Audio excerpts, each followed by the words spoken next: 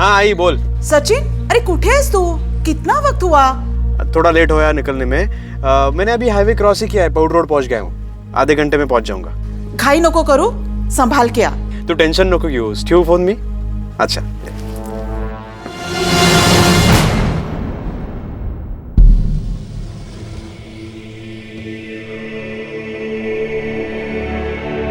आप जिस नंबर को डायल कर रहे हैं वो क्या इस झालं? समय स्विच्ड ऑफ है। अरे क्यों परेशान हो रही हो? आ जाएगा वो। सचिन का फोन बंद आ रहा है। अरे बाबा, उसका फोन का बैटरी बंद हो गया होगा इसलिए। 2 घंटे पहले फोन किया था, बोला था आधे घंटे में पहुंच रहा हूँ। मेरा तो दिल बहुत घबरा रहा है। नमस्कार, आदाब। क्राइम पेट्रोल डायल 100 में आप सबका स्वागत है। हमारे जीवन का हर दिन जिंदगी की आपाधापी में कब निकल जाता है पता ही नहीं चलता। वक्त की सुई अपनी रफ्तार से आगे तो बढ़ती जाती है, लेकिन अपने पीछे कई बार कुछ ऐसे घाव छोड़ जाती है जो वक्त के साथ और गहरे हो जाते हैं। कहते हैं कि हर किसी को अपने अतीत को भुलाकर आज में जीना चाहिए और अपने कल के बारे में सोचना चाहिए। लेकिन अगर किसी का अतीत उसके आज में शामिल होकर उसके कल को बर्बाद कर दे तो। हेलो। ओहो, छोकरे को उठा लिया है। आपको कितना टाइम लगेगा आने में? सुरेंद्र। हाँ कौन? सुरेंद्र। राजेंद्र? हाँ सुरेंद्र। काय झालं? वो सचिन नांदेड़ गया था एक डिलीवरी के लिए। हाँ अभी तक आया नहीं है। तू येतो का माझे बरोबर? हाँ शांत रहा तो मैं 1-2 मिनट में आ रहा हूँ। ठहरो, उसको चल के देखते हैं। बस शर्ट पहन के आ रहा हूँ मैं अभी। ठहरो। कोई जरूरत नहीं कहीं जाने की। आज दोस्त की याद आ गई। अरे नैना कब बस। हाँ दिमाग खराब होगा तुम्हारा? ये टाइम है ऐसे बात करने का? वैसे भी वो लोग टेंशन में है। हाँ काय झालं? माहितीये नाही रे, तो सचिन घरी आला नहीं। मर गया होगा ना तो अच्छा होगा।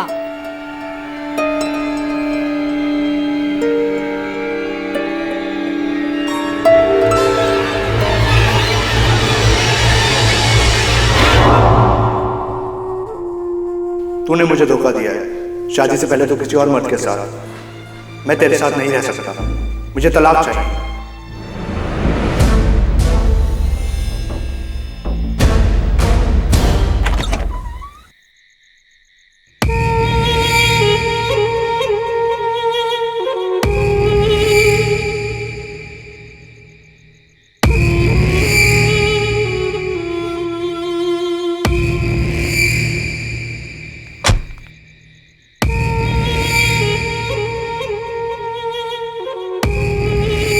सचिन की काफी देर पहले फोन पर अपनी मां से बात हुई थी।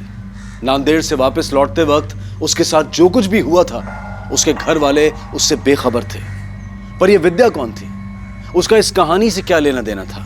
राजेंद्र और सुरेंद्र सचिन की तलाश में निकल चुके थे। अरे राजेंद्र, एक मिनट गाड़ी थांबो। सचिनची तर गाडी नाही। राजेंद्र, अरे ये तो सचिन की गाड़ी है। सचिन। सचिन। सचिन। वो राजेंद्र। हाँ। अरे इकडे हे देख।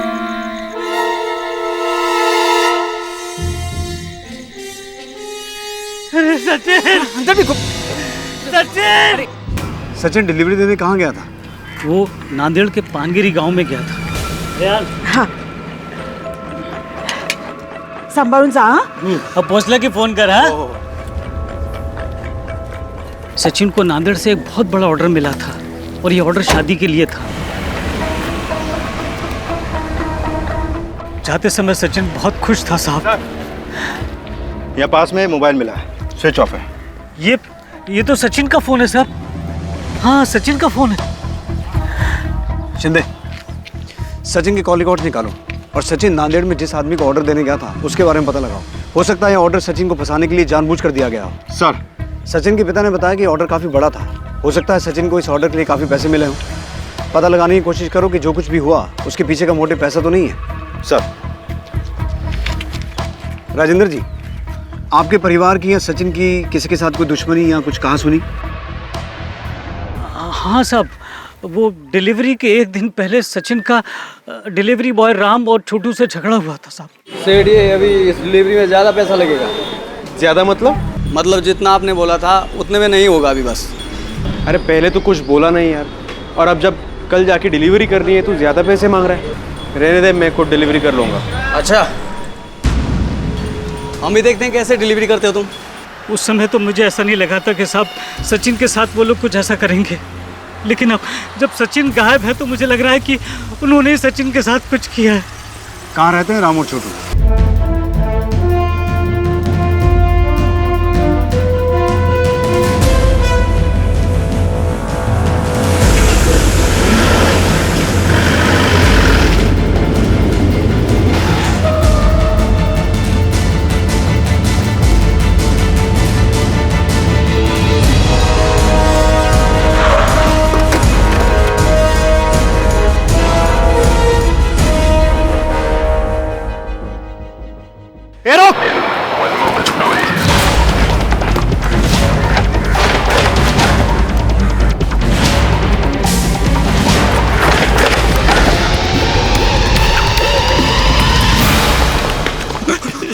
साहब हमने कुछ नहीं किया साहब। सब हमने कुछ नहीं किया साहब।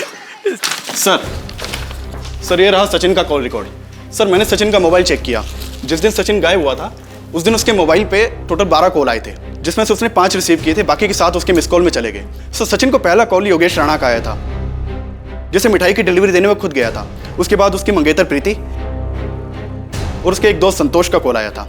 आखिरी कॉल उसे उसकी माँ का आया था। सर इसके अलावा उसके मोबाइल पे कई बार एक लैंडलाइन से मिस कॉल आया है, जिसे उसने सिर्फ एक बार रिसीव किया है। अब हमें यह पता करना होगा कि सचिन की इन सब लोगों से क्या बातचीत हुई थी। शायद कोई क्लू मिले। ये राम और छोटू ने मुंह खोला? जी अभी तक नहीं सर, लेकिन पीएसआई साहब उनसे पूछताछ कर रहे हैं।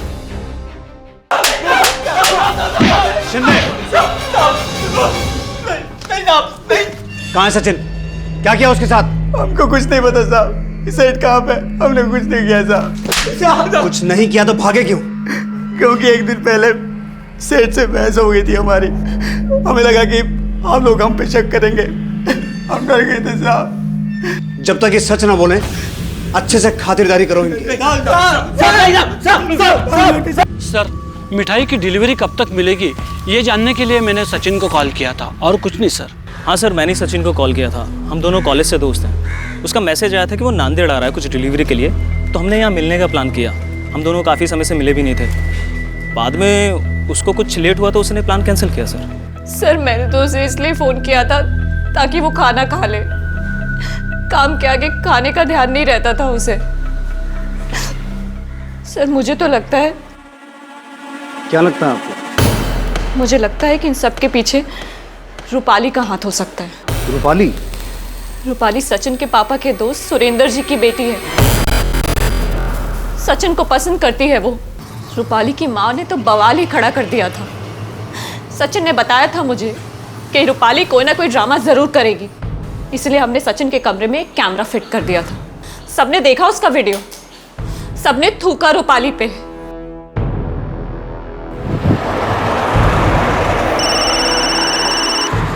हेलो सर, राम और छोटू कुछ बताना चाहते हैं। हम लोग राजेश सेठ की बातों में आ गए थे साहब। उन्होंने हमको भड़काया और बोला कि सचिन भाव का धंधा अच्छा चल रहा है और पगार बढ़ाने को बोलो। राजेश सेठ का धंधा अच्छा नहीं चल रहा था साहब, इसलिए वो सचिन सेठ से चलते थे। आराम से आराम से आराम से। क्या रे सचिन, राणे का ऑर्डर पहले मुझे मिला था, तूने मेरे कस्टमर पे हाथ क्यों डाला? मैं क्यों किसी पे हाथ डालूंगा भाई? और राणे सेठ ने मुझे पहले ऑनलाइन ऑर्डर दिया है।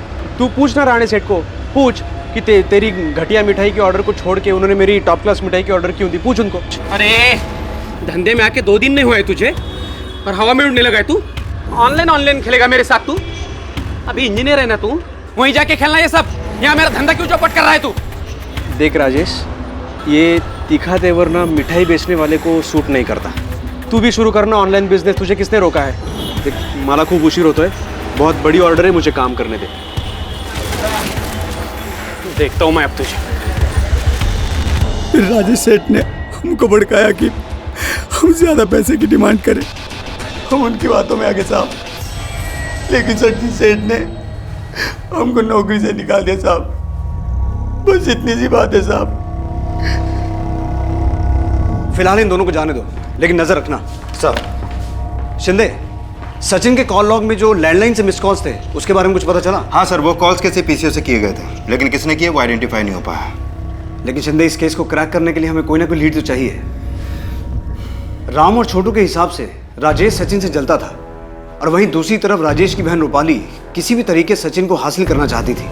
इस हिसाब से इन दोनों भाई बहन के पास मोटिव तो है सचिन को किडनैप करने का।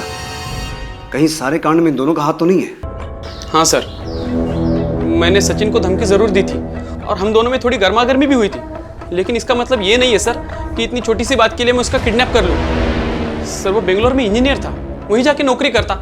मुझे तो लगा था इसके पापा भी दुकान बंद करके उसी के पास चले जाएंगे, लेकिन उल्टा वो यहाँ आया और वो ऑनलाइन करके पूरे कस्टमर खींच लिए और मेरा धंधा चौपट कर दिया सर।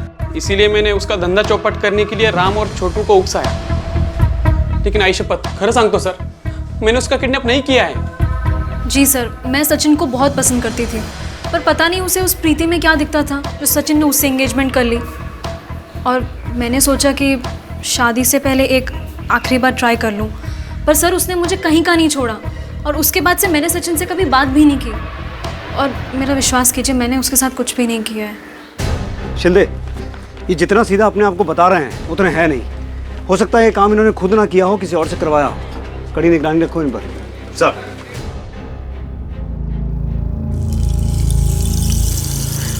हमारा सचिन मिल जाएगा ना?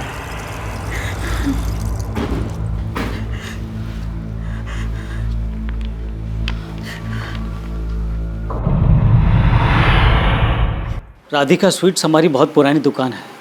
मैं और सुरेंद्र दोनों पार्टनर थे और हमारी दुकान बहुत अच्छी चल रही थी सर।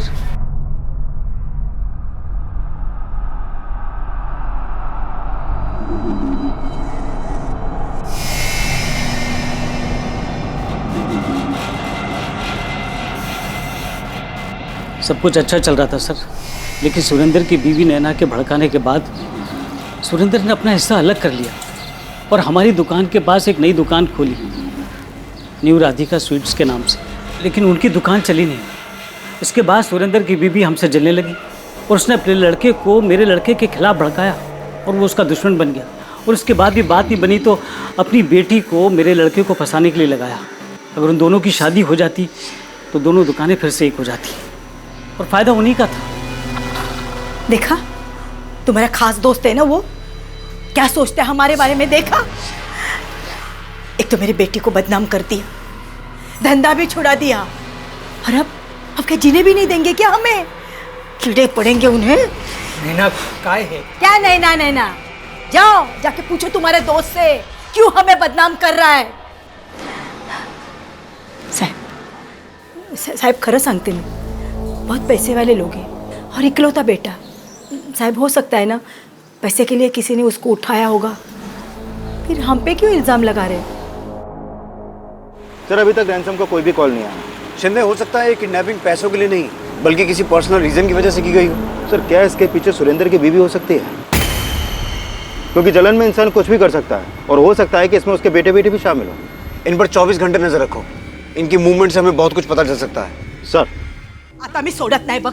श्रद्धा, ए श्रद्धा, अरे क्या चाहते क्या हो तुम लोग? हाँ, क्या चाहते हो तुम? इतना कुछ किया फिर भी तुम लोगों का मन नहीं भरा? पुलिस में जाके कंप्लेंट कर दिया आप लोगों की। आप लोगों को कैसे पता चला तुम्हारे बेटे को हमने उठाया है? हाँ, अरे कितने झूठे इल्जाम लगाओगे हम पर, कितने लगाओगे? अगर मैंने बद्दुआ दी ना तो जिंदगी भर अपने बेटे का मुंह नहीं देख पाओगे। नैना, नैना, एक काय बड़े लावलंस? चल ना बाबा, घरी चल ना। मुझे कोई शौक नहीं है रहने का, इनकी मरूद सूरत देखने का कोई शौक नहीं मुझे। भाई चलो, चल बघून घेईन, पण सोडणार नाही तुम्हाला, सोडणार नाही मी त्यांना, बघून घेईन। अरे इतना बड़ा इल्जाम आप पर, अरे कैसे शांत कर रहे हो आप? वैसे भी जो कुछ भी हुआ आपकी वजह से हो रहा है। मेरी वजह से? क्यों? आप ही ने मुझे वो आइडिया दिया था ना बकवास सा, सचिन के कमरे में जाने का। मतलब नैना तुम? हाँ, मैंने ही दिया तो क्या करती? हाथ पे हाथ धरे बैठी रहती और मैंने कोई गलत काम नहीं किया। अगर रूपाली की शादी सचिन से हो जाती ना तो फायदा हमारा ही होता। नैना, अगर दोबारा मेरे पे हाथ उठाया ना तो हाथ काट दूंगी।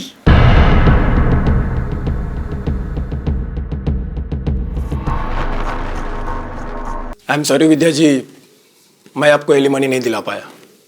केस पूरी तरह से उनके फेवर में था। सर, ये डिटेक्टिव गोविंद सचिन के केस के बारे में इन्होंने पेपर में पढ़ा था, उसी के सिलसिले में कुछ बताना चाहते हैं। बैठिए। सर, सचिन ने मुझे हायर किया था। हायर किया था? किस काम के लिए? उसे प्रीति के कैरेक्टर पे डाउट था। वो ये जानना चाहता था कि प्रीति का किसी से अफेयर है या नहीं। उसने मुझसे कहा कि मैं प्रीति पे नजर रखूं। फिर उसने मुझे नीलेश की फोटो भी दी और उन दोनों पे नजर रखने के लिए कहा। सर, जब मैंने नीलेश और प्रीति पे नजर रखना शुरू किया तो मैंने ये पाया कि उनके बीच ऐसा कुछ नहीं, वो सिर्फ दोस्त है। ये बात मैंने सचिन को भी बताई, लेकिन पता नहीं क्यों वो ये मानने के लिए तैयार ही नहीं था। फिर उसने मुझे प्रीति की पास्ट की डिटेल्स निकालने को कहा। पास्ट में प्रीति के कई सारे बॉयफ्रेंड्स रह चुके थे। प्रीति के पास में जितने भी बॉयफ्रेंड्स थे उनमें से कोई ऐसा भी है जिसके साथ प्रीति का? सर, मुझे तो ऐसे कुछ सबूत नहीं मिले। मुझे प्रीति के बारे में जो भी डिटेल्स मिली मैंने वो सारी सचिन को दे दी। ये सब प्रीति के बॉयफ्रेंड्स हैं? है नहीं, थे। अब प्रीति इनमें से किसी के टच में नहीं। लेकिन बॉयफ्रेंड्स तो थे ना? सर, प्रीति के एक्स बॉयफ्रेंड्स के फोटोज देखने के बाद सचिन काफी गुस्सा हुआ था। उसने मेरे सामने ही प्रीति से एंगेजमेंट तोड़ने की बात तक कह दी थी। उसे लेकर प्रीति का भाई उत्कर्ष सचिन से काफी नाराज हुआ था। सर, सचिन ने मुझसे कहा कि मैं एंगेजमेंट तोड़ दूं, वरना वो सबको मेरा पास बता देगा। सर, ये एक अरेंज मैरिज थी। उसको मैंने कहा कि ये प्रीति के जो भी रिलेशनशिप्स थे वो एंगेजमेंट के पहले के थे और हर एक इंसान का एक पास्ट होता है। मैंने उसे समझाया कि उसका भी कोई एक पास्ट होगा। अच्छा, तो कहीं इसी वजह से तुम दोनों ने उसके साथ कुछ? नहीं सर, हम लोगों ने कुछ नहीं किया। हम लोग इज्जतदार घर के लोग हैं। हम तो यही सोच रहे थे कि इसके बारे में घर में बात करने से पहले हम सचिन से एक बार और बात करते हैं, लेकिन इसी बीच हमें सचिन के गायब होने की खबर आ गई। तो तुमने उस दिन झूठ क्यों बोला था? सर, मैं डर गई थी क्योंकि हमारे बीच जो हुआ वो हमारे परिवार वालों को नहीं पता था। मैंने तो उसे इसलिए कॉल किया था ताकि वो एंगेजमेंट ना तोड़े, लेकिन उसने मेरी सुनी ही नहीं। मैं अपने परिवार को क्या जवाब देती सर? शिंदे, एक बात नोटिस करने वाली है। सचिन के इतने सारे दुश्मन हैं और सबके पास अपना अपना एक मोटिव है सचिन को किडनैप करने का। हाँ सर, लेकिन राम और छोटू पर नजर बनाए रख लिया। वो लोग अभी एक कंस्ट्रक्शन कंपनी में काम कर रहे हैं और उनके अकाउंट में सिर्फ 30,000 रुपए जो उनकी सेविंग है। और ये रूपाली, वो भी बदनामी के बाद मोहल्ले में कम निकलती है, तो सचिन के गायब होने में इसका हाथ भी नहीं लग रहा। और राजेश पर नजर बनाए रखने के लिए हमने अपना एक कांस्टेबल तैनात किया है, लेकिन अभी इसके खिलाफ कोई सबूत नहीं मिला सर। अब बचे प्रीति और उत्कर्ष। इन दोनों का मोटिव भी स्ट्रांग है क्योंकि सचिन ने प्रीति के साथ अपनी एंगेजमेंट को तोड़कर शादी को बीच में लटका दिया था। सर, कहीं ऐसा तो नहीं कि इन्होंने बदनामी से बचने के लिए सचिन को गायब किया हो? फिलहाल हमारे प्राइम सस्पेक्ट ये दोनों ही हैं। इन दोनों पर भी नजर रखो। सर, प्रीति के कॉल रिकॉर्ड से नीलेश का नंबर मिल गया है। नंबर बेंगलोर का है। बैंगलोर? जी सर। ये सचिन भी पहले बैंगलोर में जॉब करता था ना? कहीं नीलेश, सचिन और प्रीति के तार बैंगलोर से तो नहीं जुड़े हैं? सचिन को आखिर क्यों किसी ने इस तरह से बंदी बनाकर रखा था, और जो लड़की उसके साथ कमरे में बंद थी आखिर वो कौन थी? इस केस में पुलिस को अब तक यह समझ में नहीं आ रहा था कि सचिन की किडनैपिंग कौन कर सकता है और क्यों। और उसी दौरान बैंगलोर में सचिन के पुराने दफ्तर से पुलिस को कुछ ऐसी बातें पता चली जिससे उनका नजरिया ही बदल गया। सर, सचिन हमारे ही ऑफिस में काम करता था। तो सचिन ने यहाँ से जॉब छोड़ी क्यों? छोड़ी नहीं सर, हमें उसे निकालना पड़ा। निकालना पड़ा? क्यों? सर, एक्चुअली सचिन का हमारे ऑफिस में काम करने वाली फीमेल स्टाफ के प्रति बर्ताव ठीक नहीं था। सर, हमारे ऑफिस में काम करने वाली फीमेल स्टाफ ने उसके अगेंस्ट में कंप्लेंट की थी। जब हमने इंटरनल इंक्वायरी की तो हमें पता लगा कि ये बात सही है, इसीलिए हमें सचिन को निकालना पड़ा।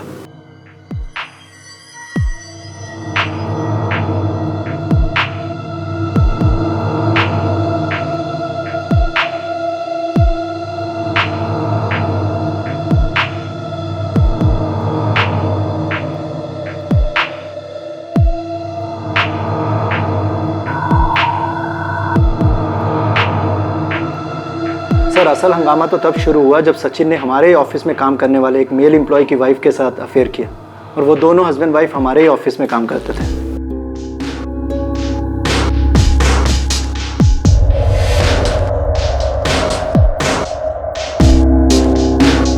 सचिन! नीलेश? Yes sir. नीलेश की पत्नी के साथ सचिन का अफेयर था? Yes sir. आपके पास नीलेश की फोटो तो होगी? Yes sir. Just a minute sir. Shinde, वो फोटो देना जो उस डिटेक्टिव ने दी थी। सर। सर, नीलेश।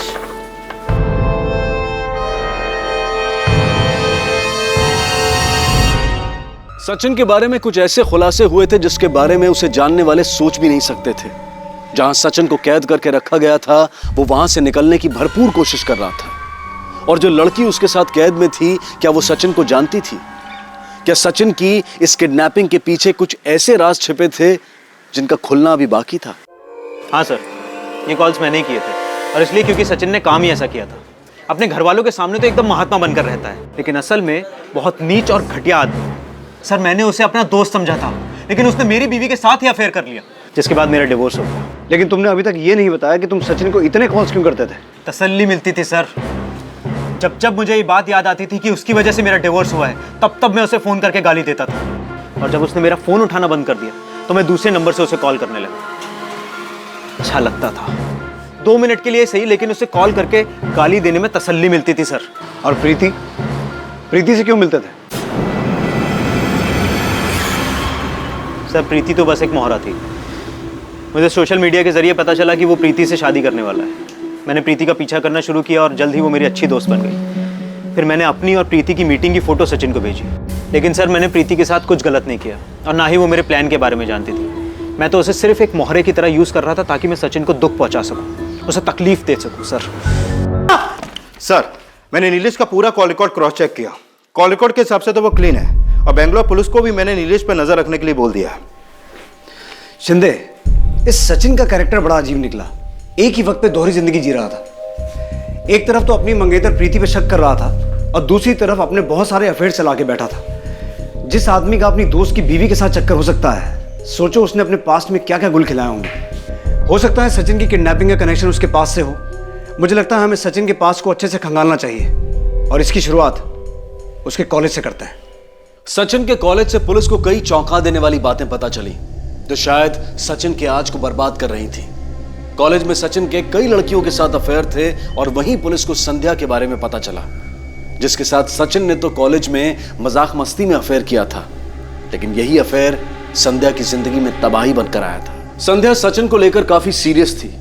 पुलिस ने संध्या के बारे में पूछताछ की तो उन्हें पता चला कि संध्या के पिता फूल बेचने का काम करते थे। सर, दुकान लॉक्ड है।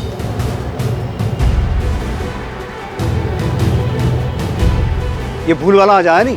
आज क्या साहब, ये तो कई महीनों से नहीं आया है। क्यों, कहाँ गया? साहब, जाने से पहले बोल के गए थे कि नांदेड़ जा रहा है। नांदेड़? हाँ साहब। नांदेड़ में कहाँ? नांदेड़ में साहब, ये तो नहीं मालूम मुझे। शिंदे, सचिन भी मिठाई की डिलीवरी लेके नांदेड़ ही गया था ना? हाँ सर। ये सिर्फ एक कोइंसिडेंस नहीं हो सकता, जरूर इसके पीछे कोई गहरी साजिश है। सर, ये दुकान का ताला तोड़ के चेक करें।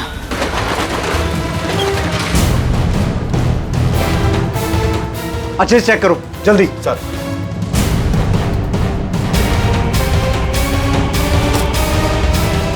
सर, ये देखिए। ये फोटो सभी पुलिस स्टेशन में भेजो। मुझे लगता है सचिन को गायब करने में इन दोनों का ही हाथ है। सर। हमें नांदेड़ चलना होगा फौरन। कदम साहब, आसपास पता करवाइए, शायद किसी ने कुछ देखा हो। जी। और इसकी बॉडी पोस्टमार्टम के लिए भिजवाइए। जी। कदम साहब, हमें इन दोनों की तलाश है। हमारी इंफॉर्मेशन के हिसाब से ये दोनों नांदेड़ में ही रहते हैं। इस आदमी को तो मैं जानता हूँ।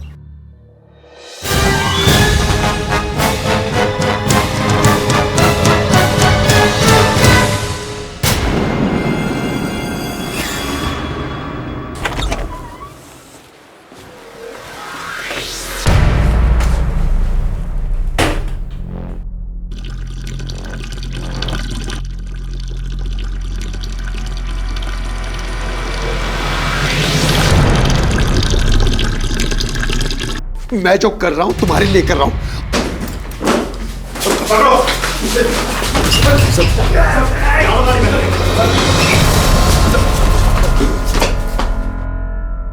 सचिन से क्या दुश्मनी थी तुम्हारी?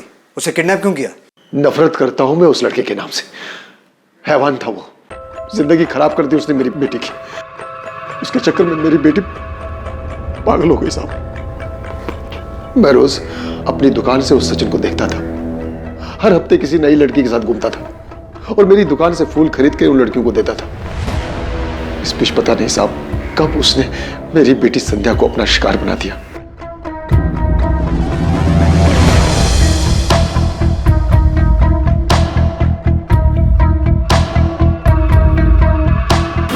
काका, आप यहाँ फूल बेच रहे हो, वो आपकी इज्जत पे माला चढ़ा रहा है। क्या हुआ? जब हमें पता चला, हमने सचिन को धमकी दी, उसको मारा पीटा भी। सचिन तो संध्या से दूर हो गया, लेकिन संध्या उससे अलग होने के गम में डूबती चली गई। उसका मानसिक संतुलन बिगड़ गया। सचिन ने तो हमारी बेटी से मजाक मस्ती में ये रिश्ता रखा था, लेकिन मेरी बेटी इस रिश्ते को अपना सब कुछ मान चुकी थी। हमने सचिन के पिता से बात की, लेकिन उसने हमारा यकीन नहीं किया। फिर सचिन ने हमें धमकी भरा फोन किया कि अगर हमने ये बातें किसी और को बोल दी तो वो अपनी और संध्या की सारी उल्टी सीधी फोटो सबको दिखा देगा। इसलिए हम चुप हो गए, लेकिन शायद भगवान को हमारी मजबूरी दिखी और वक्त की सुई वापस घूमकर अपनी जगह पहुंची। लेकिन अब वक्त हमारा था। सचिन मिठाई की डिलीवरी लेके आया, लेकिन तब मेरे भतीजे प्रसाद ने सुना कि वो शादी करने जा रहा है। बाजू में सचिन, मुझे पता चला कि तुम्हारी भी शादी हो रही है अभी। हाँ, सगाई पक्की हो रही। इसलिए मेरे तीनों भतीजों ने उसे किडनैप किया। कौन हो तुम? क्यों मार रहे हो मुझे? कौन हो तुम? छोड़ो मुझे, छोड़ो मुझे। हमने उसे नहीं मारा साहब। हम तो ये चाहते थे कि वो हमारी बेटी से शादी करे। शायद हमारी बेटी ठीक हो जाती। इससे पहले कि हम सचिन की शादी संध्या से करते।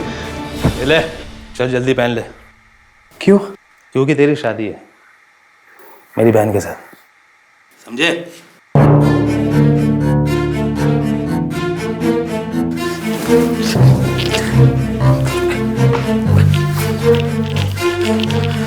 नहीं करूंगा मैं तुझसे शादी।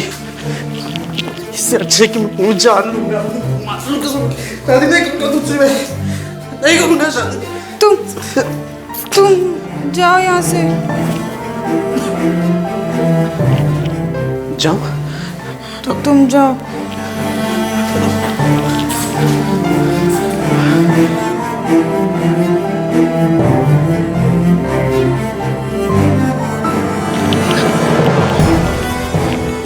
लेकिन जब उन लोगों को पता चलेगा कि तूने मुझे भगाया है तो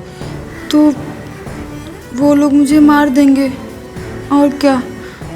उसके बाद वो कहाँ गया मुझे नहीं पता साहब, लेकिन हमने उसे नहीं मारा है साहब। आखिरकार इस बात का खुलासा हुआ कि सचिन के अतीत का वो कौन सा राज था जो उसके आज पर भारी पड़ रहा था।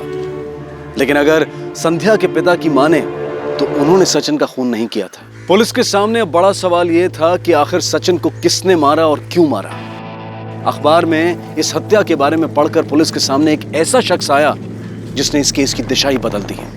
सर, सचिन की फोटो न्यूज़पेपर में देखते ही सीधे हमारे पास आए। दरअसल जिस दिन सचिन की डेथ हुई थी, डेथ से कुछ देर पहले सचिन ने इनके मोबाइल से एक फोन किया था। किसे फोन किया था? सर वो तो मुझे पता नहीं साहब, वो भागता हुआ मेरे पास आया, मुझसे मेरा फोन मांगने लगा। मुझे एक फोन करना है आपके मोबाइल से। शक्ल से काफी परेशान लग रहा था और उसे चोट भी लगी थी। मुझे उस पे दया आ गया और मैंने अपना फोन उसे दे दिया। Thank you. शिंदे, फौरन पता करो इनके फोन से सचिन ने किसे फोन किया था। सर, ये फोन दीजिए। जी सर।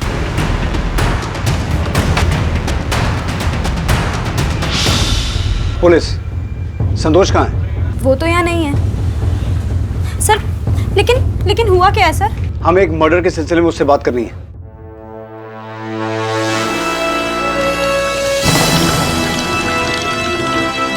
सर, अंदर नहीं है वो। शिंदे, रेलवे स्टेशन, बस अड्डा, ऑटो स्टैंड, हर जगह ढूंढो उसे, क्विक। सर लेकिन बताइए ना किसका मर्डर हुआ है? सचिन पाटेकर।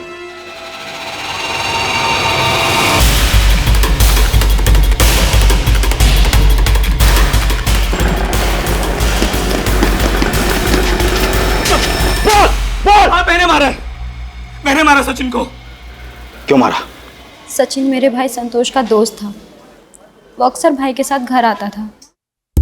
मुझे सचिन अच्छा लगता था और धीरे धीरे मुझे उससे प्यार हो गया। हालांकि मैं जानती थी कि उसका बहुत लड़कियों के साथ अफेयर है और उसने मुझे प्रॉमिस किया कि वो मेरे बाद किसी और लड़की के पास नहीं जाएगा। उसके बाद मैं प्रेग्नेंट हो गई। ये बात मैंने सचिन को बताई तो मुझे लगा वो मुझसे शादी कर लेगा, लेकिन वो तो मुझे छोड़ के चला गया। मैं बहुत डर गई थी सर, इसलिए मैंने मैंने चुपचाप अबॉर्शन करा लिया। ये बात मेरे अलावा कोई नहीं जानता था। और फिर मेरी शादी हो गई। मेरे पति और सचिन एक ही कंपनी में काम करते थे।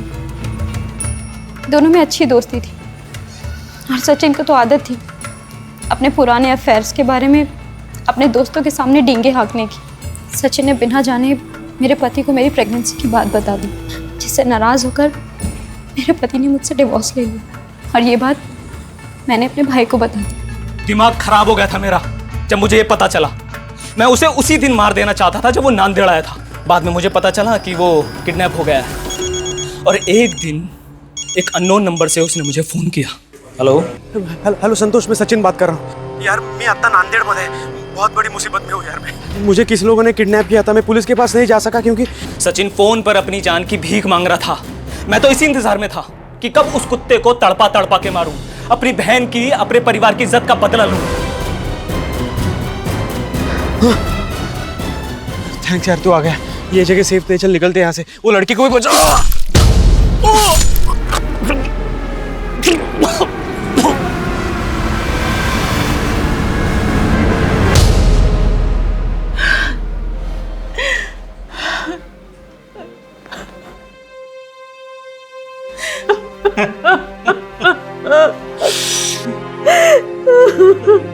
आपने कई बार ये सुना होगा, जैसी करनी वैसी भरनी। आज का ये केस इस कहावत को सच साबित करता है। आज सचिन तो जिंदा नहीं है, लेकिन उसकी वजह से न जाने कितनी जिंदगियां बर्बाद हो गई। भले ही सचिन का खून संतोष ने किया हो, पर राजेंद्र, संध्या, विद्या और शारदा, इन सब के विश्वास का खून सचिन ने कई बार किया था। सचिन के एक मजाक ने संध्या की जिंदगी बर्बाद कर दी। वो आज भी पूरी तरह से दिमागी तौर पर ठीक नहीं हो पाई है। जरूरत है कि हम अपने नजरिए को बदलें और रिश्तों की कदर करना सीखें।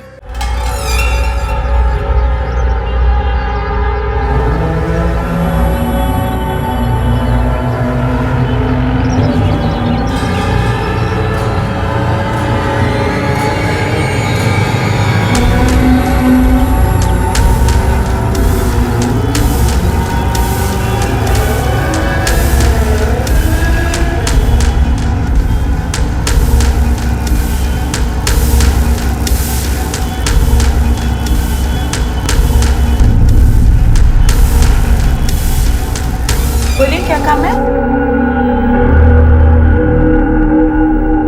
इतने अबॉर्शन करते कहाँ? बताइए, किसका करवाना?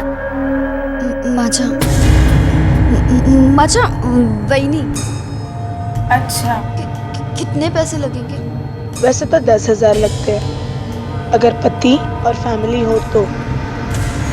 अगर नाजायज बच्चा हो तो सिर्फ 25,000।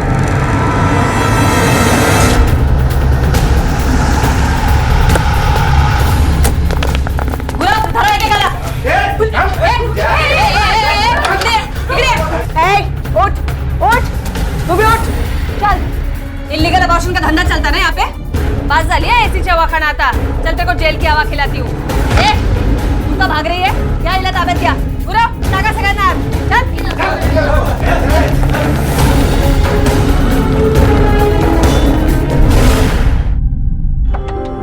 विरिंदे,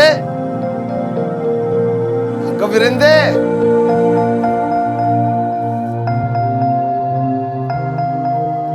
कुठे आहेस तू? बाबा आले। देख तेरी सब पुस्तक लेके आया मैं। विरिंदे, विरिंदे,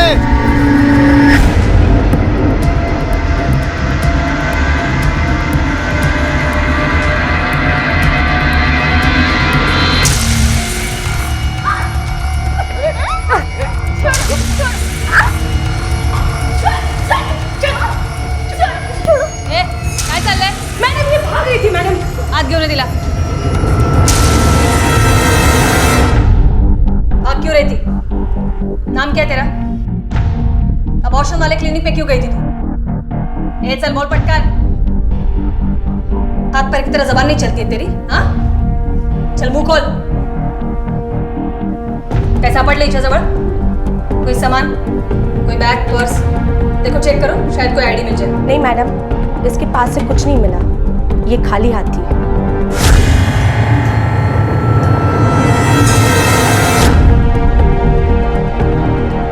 ये खून कैसे लगा? बोलो फटाफट। खाकर बोलोगी या बिना खाए? चल बोल।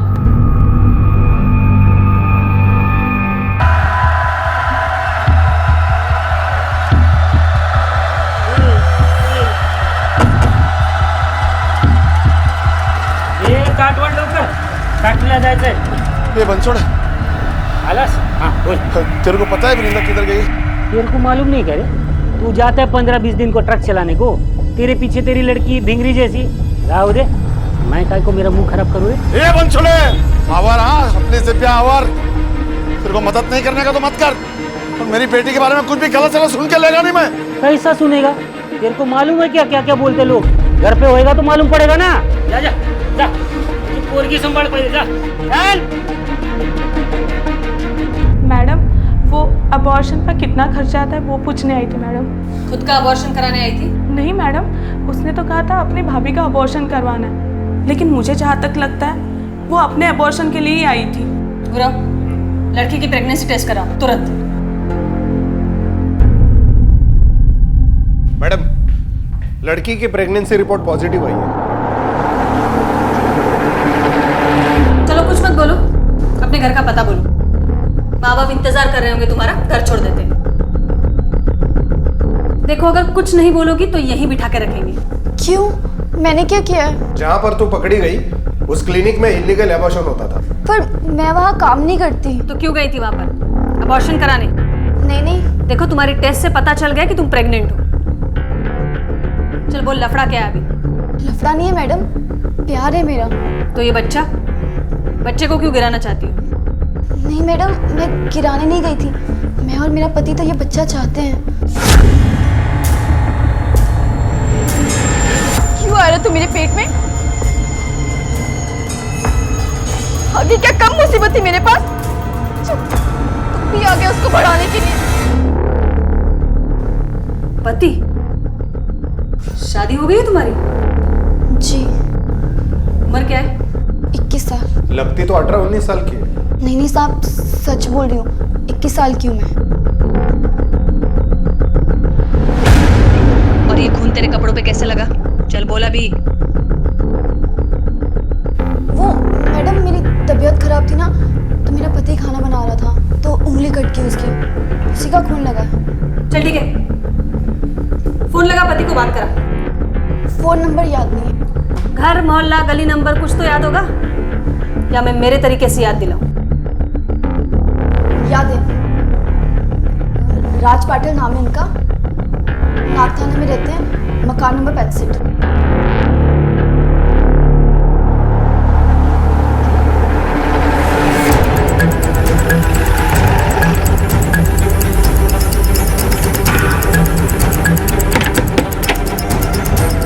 राज पाटिल किधर है?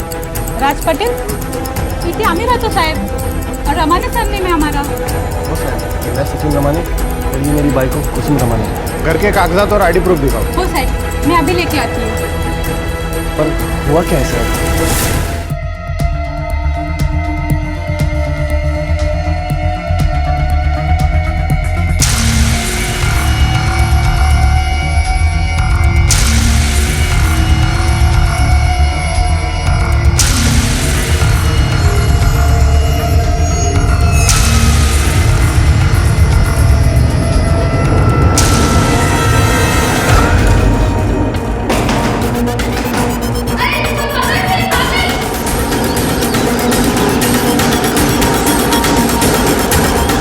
से भागी तुम? इसका मतलब है जरूर कोई गलत काम किया होगा। नहीं नहीं मैडम। चल बोल, ये बच्चे का बाप कौन है? और ये तेरे कपड़ों पे खून के निशान कहां से आए? देख तू पेट से इसलिए बहुत नरमी से पेश आ रही हूं मैं। अब बोल दे, वरना मैं भूल जाऊंगी तू पेट से। अब बोलेगी या फिर? बताती हूँ मैडम, मैं सब बताती हूँ। मेरा नाम राधिका है, कोल्हापुर से हूँ मैं। 3 महीने पहले मैं एक लड़के के साथ भागकर सतारा आई थी। लेकिन क्या? जब उसे पता चला कि मैं माँ बनने वाली हूँ, उसने मेरे साथ मारपीट की, मुझे बहुत मारा। मैं आपको बचाने की कोशिश करी थी, इसी में मैंने उसके सर पे मारा और उसका खून मेरे यहाँ लग गया। मतलब मर्डर किया है तुमने? नहीं मैडम, मैंने किसी का मर्डर नहीं किया है। उसको तो बस थोड़ी सी चोट लगी थी। उसके बाद उसने मुझे स्टेशन पर छोड़ा और मेरे हाथ में कोल्हापुर की ट्रेन की टिकट दी, पर मैं घर नहीं गई। मैं वहाँ से सीधा क्लिनिक गई अबॉर्शन के लिए। कौन सी गाड़ी से टिकट करवाई थी कोल्हापुर के लिए? सुबह 8 बजे की ट्रेन थी, महाराष्ट्र एक्सप्रेस। गुरु एक काम करो, रिकॉर्ड्स करो और देखो महाराष्ट्र एक्सप्रेस में इसका बुकिंग है या नहीं। Yes madam. महज 18-19 साल की दिखने वाली ये लड़की जो अपना नाम राधिका बता रही थी, आज उम्र के ऐसे पड़ाव पर थी जहां बचपन की मासूमियत के साथ बढ़ती उम्र की समझ भी आ जाती है। लेकिन समझदारी से कदम उठाना थोड़ा मुश्किल होता है। इंसान झूठ 2 हालात में बोलता है, जब वो किसी से कुछ छिपाना चाहता है या फिर वो कुछ गलत कर रहा होता है। ये लड़की बार बार झूठ बोले जा रही थी, चाहे वो उसकी शादी का जिक्र हो या फिर उसकी उम्र का, हर बार झूठ। और जिस क्लिनिक में इलीगल अबॉर्शन होता था, वहां ये लड़की क्या अपना अबॉर्शन करवाने आई थी? क्यों ये अपने झूठ से पुलिस को गुमराह कर रही थी और बार बार पुलिस स्टेशन से उसकी भागने की कोशिश कई सवाल खड़े कर रही थी। मैडम वो फिर से झूठ बोल रही है। 2 दिन रिमांड में रहेगी ना, सब उगल देगी। नहीं जय, अगर ये सच बोल रही है तो इसके ऊपर जो बीती है वो हम नहीं समझ पाएंगे, और हमारा काम है सच का पता लगाना, और हम वो लगा कर रहेंगे। तब तक इसे क्रिमिनल मत समझो।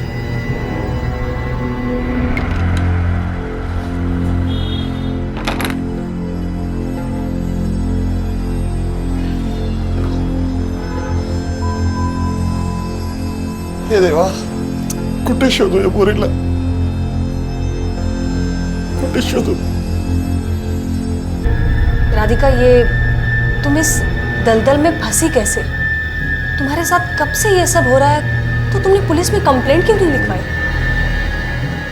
आई हमेशा कहती थी कि तू खूब पढ़ना, खूब नाम कमाना, क्योंकि यहाँ पर गरीब और मजबूर लोगों का फायदा उठाने वाले बहुत लोग हैं। मैं भी वही करना चाहती थी। आई के जाने के बाद मैं हमेशा केदारेश्वर मंदिर में जाया करती थी। वही मिली थी वो मुझे, हल्का मौसी। काय झाला? क्यों रो रही है? बोल। मेरी आई का देहांत हो गया, उनकी बहुत याद आती है। देवा, तू रो मत। हाँ, रोने से कुछ नहीं होगा, समझना, मैं तेरी आई हूँ। अच्छा एक बात बता, तो यहाँ मंदिर में रोज आती है? मैं भी अब रोज आया करूँगी। मैं तेरी मासी, मतलब माँ जैसी। हाँ, तू रो मत।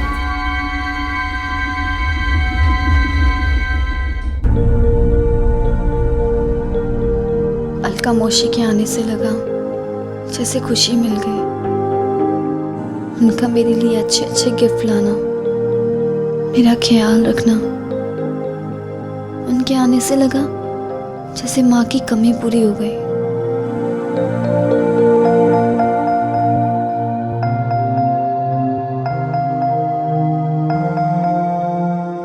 तेरे बाबा 15-15 दिवस बाहर रहते हैं, तुझे कंटाला आता होगा ना? हाँ। तो एक काम कर, तू मेरे साथ पंचगनी चलेगी?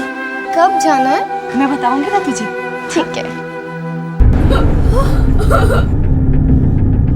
वृंदा, वृंदा, वृंदा तुझे क्या हुआ? तू रो क्यों रही है? ये सब किसने किया? मौसी, जब हम लॉन्च के बाहर गए थे तो कमरे में एक आदमी आया था और उसने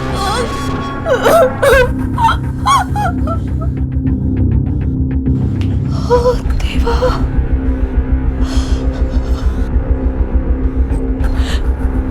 वृंदा तू चुप हो जा और चल पुलिस में चलते हैं।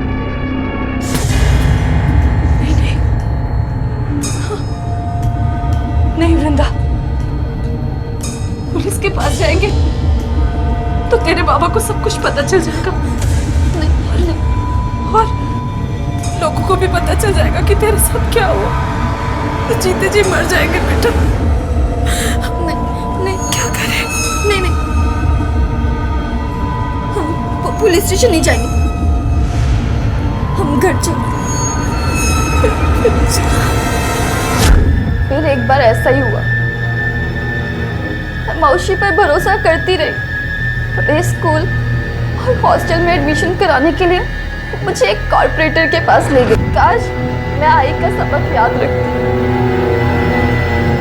और अलका मौसी पे भरोसा नहीं करती। लेकिन जब तुम्हें पता चला कि ये अलका मौसी तुम्हारे साथ ये सब कर रही है, तो तब पुलिस में क्यों नहीं आई तुम?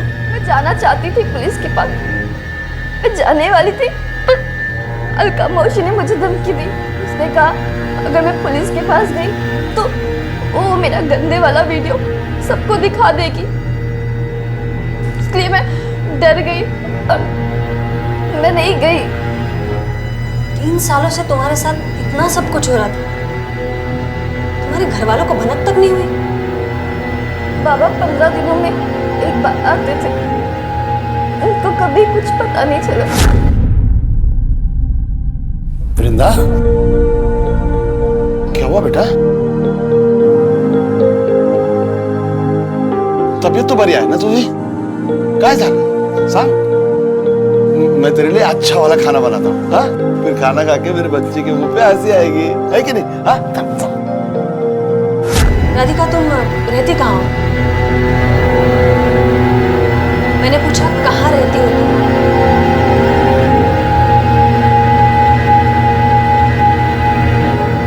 कुछ याद नहीं है। ठीक है, जब तक याद नहीं आ जाता तब तक यहीं रहो।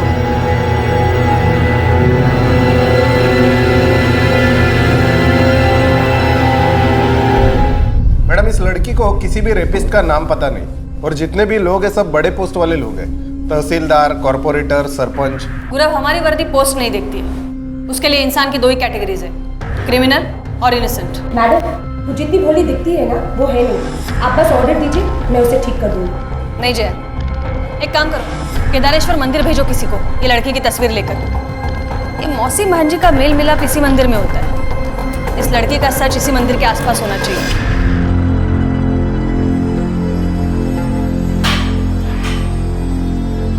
देखिए मैडम, मुझे घर जाने दीजिए, और ये खाना मुझे नहीं खाना है। मुझे जितना भी याद था मैंने आपको सब बता दिया। मुझे घर जाने दीजिए प्लीज, मुझे चल अंदर, मुझे चलो। बहुत मक्खन कर लिया तू। हाँ बच्चे, हाँ, ये तमाशा यहाँ नहीं चलने वाला है।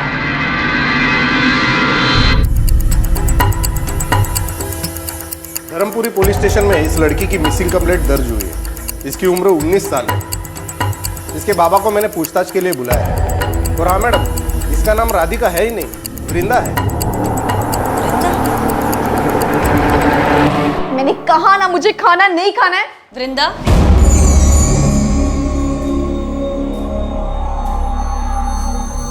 आपको मेरा नाम कैसे पता चला? धर्मपुरी में रहती हो ना, तुम्हारे बाबा को बुलाया है, शायद याददाश्त वापस आ जाएगी बाबा से मिलके। बाबा को क्यों बुलाया आपने?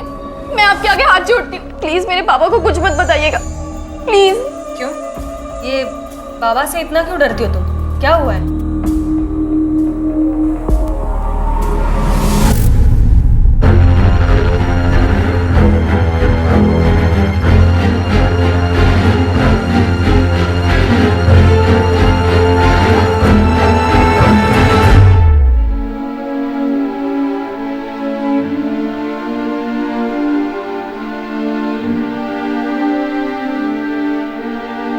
हे देवा, हे पांडुरंगा, ऐकलीस तू माझी हाक, ऐकलीस माझी बरी आहेस ना तू वृंदा?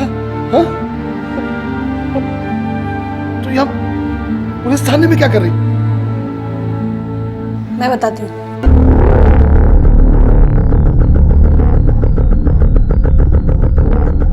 हे काय बोलताय तुम्ही मॅडम? वृंदा के साथ रेप? विचारा तिलाच, शायद आपसे कुछ सच बोल दे।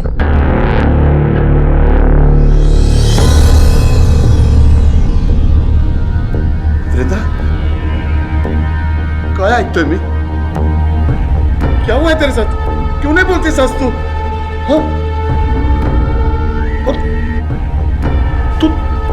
तू 3 महीने से ये देवा। पापा, मैंने मैडम से झूठ बोला था, मेरा कोई रेप नहीं हुआ। पापा, मैं आपको बताना नहीं चाहती थी कि मैं पेट से हूँ। पता नहीं, पता कौन है वो? बोलना कौन है जिसने तेरी जिंदगी खराब की? कौन सा पोर है ये? बोल। गोविंद का लड़का राजू, जिसके तो तू स्कूल में पढ़ती थी। सावित्री का लड़का अखिल, हमेशा तेरे को नजर गड़ा के देखता था। 2-3 बार छेड़ा था ना तेरे को उसने। बोल, अरे बोल ले।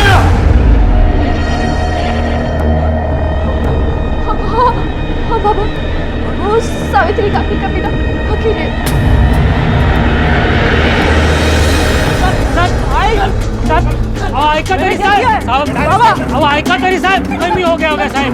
साहब छोड़ो ना मेरे बेटे को। साहब, आशिकी का बुखार चढ़ा ना तुझ पे? हाँ? ये वृंदा का बाप 15-20 दिन घर से बाहर रहता था, पता था तुझे? किस चीज का फायदा उठाया तूने? बोल बोल। नहीं मैडम, हम सिर्फ पड़ोसी हैं। मैंने तो उसे हाथ तक नहीं लगाया। हाँ, बस उसे देखता था।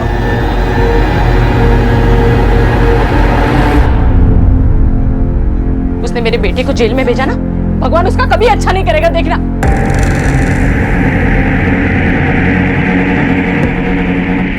काला करके और मेरे बेटे को जेल में भेज दिया तूने। ये इसने क्या किया? पुलिस उसका पता लगा रही है। अगर मेरे बेटे को कुछ हुआ ना तो मैं छोड़ूंगी नहीं। खबरदार चल मल। तू चल। मैं छोड़ूंगी नहीं तुझे। हाँ जा जा। हाँ चलो आ बेटा। ये बस इतना।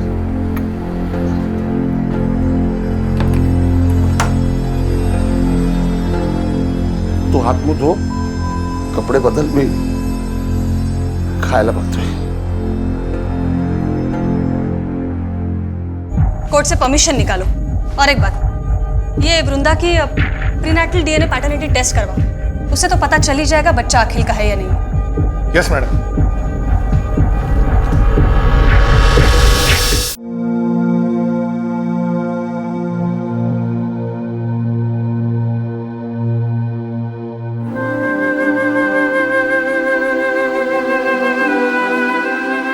काय बनवू खायला? झुणका करूं कि बैंगन? बोल ना। तेरे हाथ का अच्छा लगता है ना तेरे को? दाल चपाती बनाता हूँ। हाँ, पता नहीं कब से ठीक से खाना नहीं खाया तू।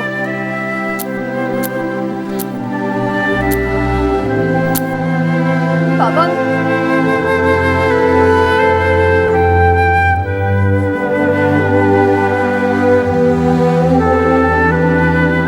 गुस्सा आ रहा है ना मेरे पे? गुस्सा तो है, बेटी है तू मेरी। मेरे पे गुस्सा आ रहा है ना? ठीक है, हाँ मुझे मारो। गुस्सा आला हो। मैं कभी तेरे को गुस्से में आग बड़ी करके भी नहीं देखा। फिर आज अपने कलेजे के टुकड़े को कैसे चोट पहुंचा सकता?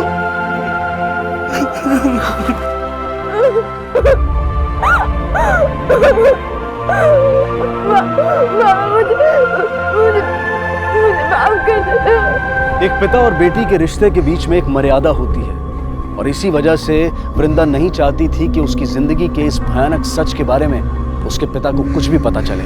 लेकिन ऐसा हो चुका था। उसके पिता ये जान चुके थे कि वृंदा बिन ब्याही मां बनने वाली है और उसके साथ कुछ गलत हुआ है। ये जानकर वो टूट गए थे और यही सोच रहे थे कि काश ये एक बुरा सपना हो। दूसरी तरफ पुलिस फिर से वृंदा द्वारा दिए गए बयान और सुनाई गई कहानियों का सच जानने में जुटी थी। 1 महीने से ज्यादा बीत चुका था। अब पुलिस को बेसब्री से इंतजार था वृंदा के प्रीनेटल डीएनए पैटर्निटी टेस्ट की रिपोर्ट का। मैडम वृंदा केस का डीएनए रिपोर्ट आ चुका है। क्या शो कर रहा है? बच्चे का डीएनए अखिल से मैच नहीं हुआ। मैंने तो पहले ही कहा था मैडम, वृंदा जितनी ऊपर की है उतनी ही नीचे की है। वो बड़ी झूठी है, उसे तोड़ना पड़ेगा तभी वो सच बोलेगी।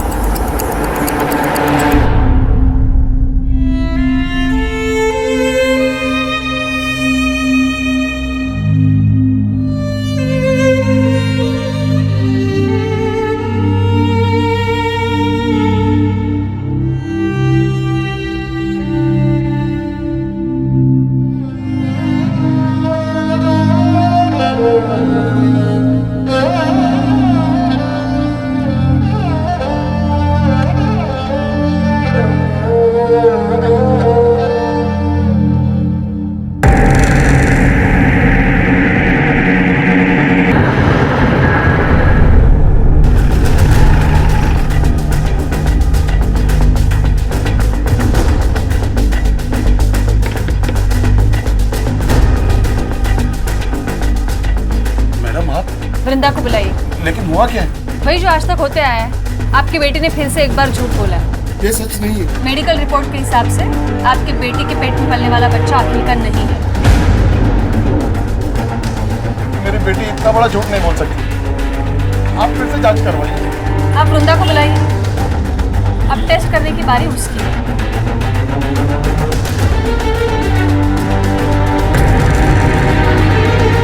मैडम, वृंदा तो नहीं है। रात को तो घर पे ही थी। वृंदा के बारे में पता करा। ज्यादा दूर नहीं गई होगी, यहीं आसपास होगी।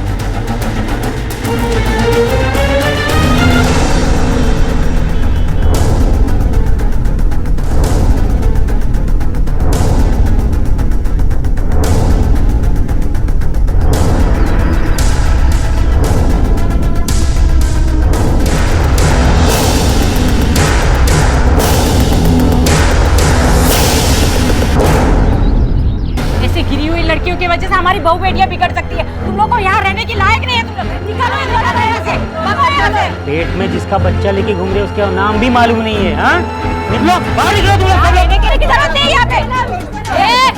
क्या चल रहा है? हाँ, तमाशा इकड़े। चला आप अपने घरी। ये चलना। चल चलो अंदर चलो। तूने सोचा ही नहीं कि तू नहीं रहेगी तो मेरा क्या होगा? पापा का ख्याल नहीं आया तेरे को? आपके बारे में ही सोच रही थी, इसीलिए घर छोड़कर गई। मेरे बारे में सोचती है ना, तो मेरे लिए जी। बता दे मैडम को सब कुछ सच सच। मैडम, मैंने जो आपको पहले बताया था वही सच था। मेरे साथ 20-22 लोगों ने रेप किया। तो फिर तुमने जो कहा था कि ये तुम्हारे पेट में अखिल का बच्चा है, वो मैंने झूठ बोला था। मैं नहीं चाहती थी कि मेरे बाबा को पता चले कि उनकी बेटी के साथ 20-22 बार गलत हुआ है। बाबा सह नहीं पाते। अच्छा, ये अलका तुम्हें कहाँ ले जाती थी? नहीं, अच्छे से याद नहीं है। अलका मौसी आती थी मुझे लेने और वही छोड़कर जाती थी। माँ बाप को पता चलेगा तो क्या होगा? सोसाइटी में बात फैल गई तो लोग क्या कहेंगे? ऐसी ही डर की पट्टियों को शातिर गुनहगार अक्सर मासूमों के मुंह पर लगाकर उन्हें चुप करा देते हैं और अपने फायदे के लिए उनसे मनचाहा काम करवाते हैं। आखिरकार वृंदा के झूठे स्टेटमेंट्स के उलझे हुए धागों में से जो एक सच का धागा पुलिस के हाथ लगा, वो था उसके साथ 20-22 बार किए गए बलात्कार का सच। क्या वाकई में कोई अलका मौसी थी जिसने अपने फायदे के लिए वृंदा का इस्तेमाल किया था और उसे सरपंच और मास्टर जैसे लोगों को बेच दिया था? या फिर इस बार भी सच कुछ और ही था? पुलिस के लिए यह चुनौती थी कि इतनी बार झूठ बोलने के बाद भी क्या वृंदा पर फिर से भरोसा करना ठीक था?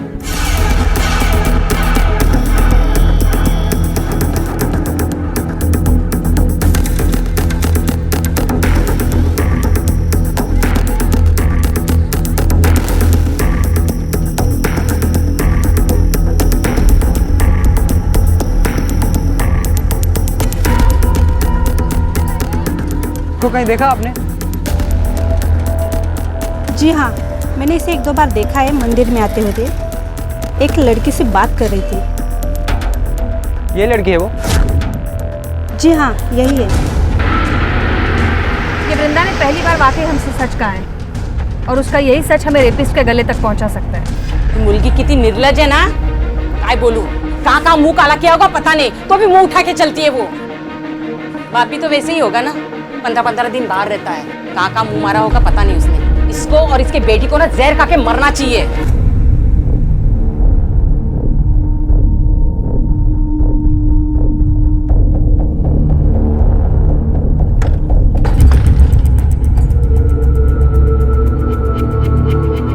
बाबा पानी आना।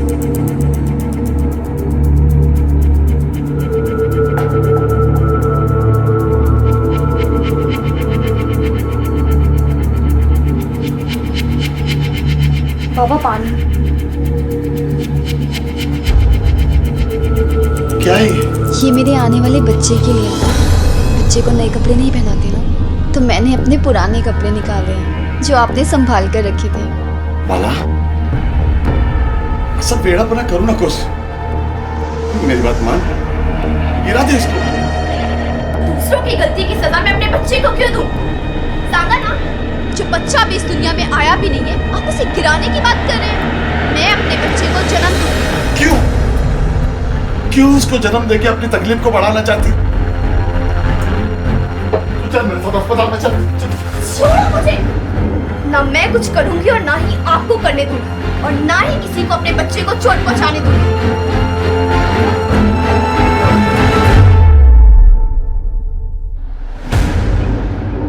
मैडम सारे बार में, रेस्टोरेंट्स में, रेड लाइट एरियाज में उसकी स्केच भेजी, लेकिन अलका का कहीं कोई क्लू नहीं मिला। ये लड़की इस मैटर को घुमा रही है, लेकिन क्यों?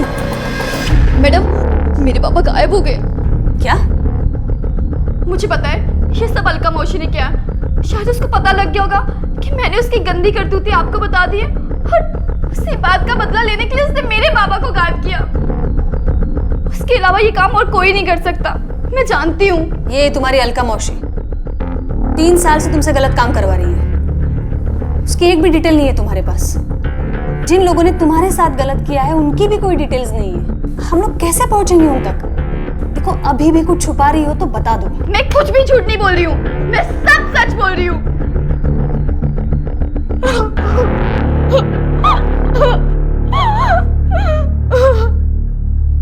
मैडम मी सगळीकडे इन्क्वायरी केली, सखा जाधव के बारे में किसी को कुछ भी पता नहीं। हो सकता है गुरु वो लड़की सही बोल रही हो, जो कुछ भी किया है अलका ने किया हो। मैडम आप फिर से उस झूठी की बातों को सच मान रहे हो? देखो, तुम्हारे साथ जो कुछ भी हुआ है वो गलत हुआ है, लेकिन तुम थोड़ा याद करने की कोशिश करो। जितना क्लियर तुम हमें बताओगे उतना जल्दी हम उन दरिंदों को पकड़ पाएंगे। अच्छा ठीक है, ये उस जगह जाने में कितना समय लगता था? 3 घंटे शायद। वहाँ एक गांव था जहाँ सरपंच जी का घर था। सरपंच जी? ही बगा मुलगी। बस 3 घंटे लगे थे। वहाँ मास्टर जी मिले थे। फिर 2 घंटे लगे थे। वहाँ कोई तहसीलदार थे। क्या साहब, बस इतना ही? जितनी कौली पोरगी उतना जास्ती पैसा। गुरु एक काम करा, ये सातारा से 2-4 घंटे पर जितने भी गांव हैं, उस गांव से सारे तहसीलदार, सरपंच, मास्टर, नेता, ये टाइप के लोगों की फोटो और डिटेल्स निकालो। मैडम आपको लगता है ये सब सच होगा? गुरु, अगर ये लड़की सच बोल रही है ना, तो ऐसी कई लड़कियां होंगी इस दलदल में, और उन्हें बचाने के लिए व्हाइट कलर की सफेदी भी चेक करनी पड़ी ना, तो भी मैं करूँ।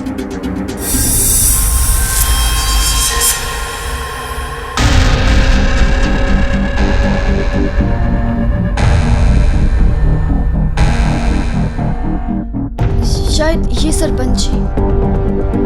इसमें देखो, तहसीलदार है,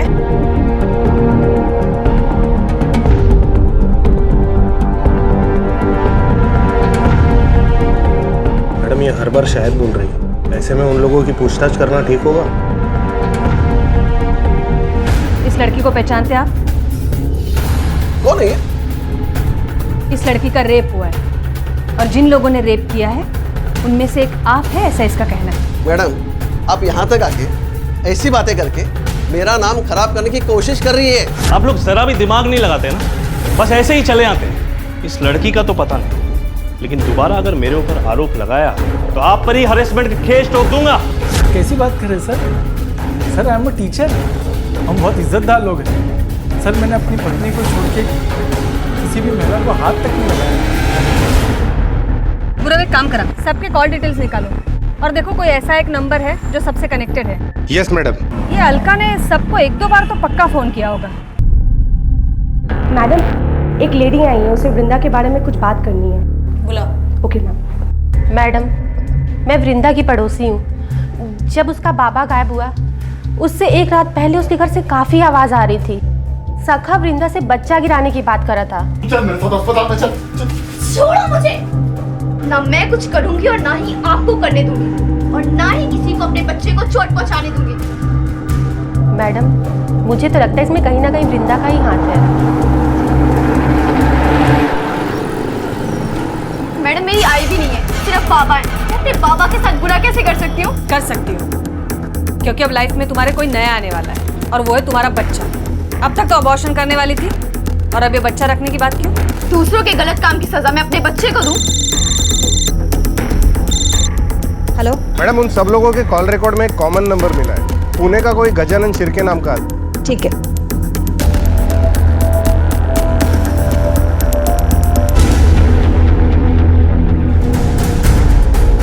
ये मेरा नंबर नहीं है साहब। पर ये नंबर तो आपके नाम पर दिखा रहा है। तुमने अपने डॉक्यूमेंट्स किसी से शेयर किए थे? हाँ साहब, अपना कोई करीबी हुआ तो उसे अपने डॉक्यूमेंट में सिम कार्ड दे देता हूँ। इलीगल है ये। स्केच दिखाओ। क्या इसको सिम दिलाने के लिए भी अपने डॉक्यूमेंट्स दिए थे? मैडम ये तो अलका ताई, तो बाजू वाली गली में रहती है, बहुत अच्छी औरत है। उनका एक NGO भी चलता है जो सबका भला करता है। Thank you.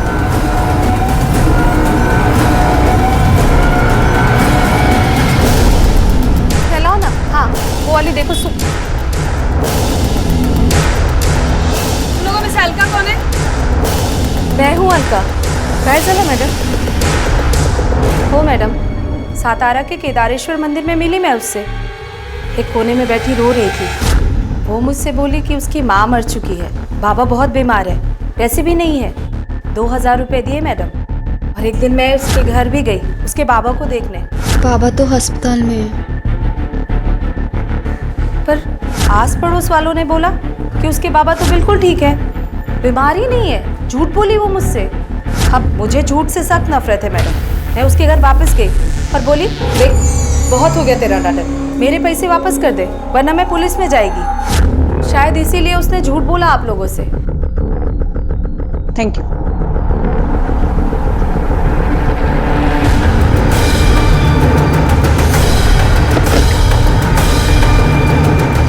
मैं पुलिस को फोन करता हूँ। Hello police station. बोल बता, सच सच बता, तेरे को किसने भेजा था? बता किसने भेजा था तेरे को? बता। बोलता हूँ मैं साहब, बताता हूँ। हाँ बोल।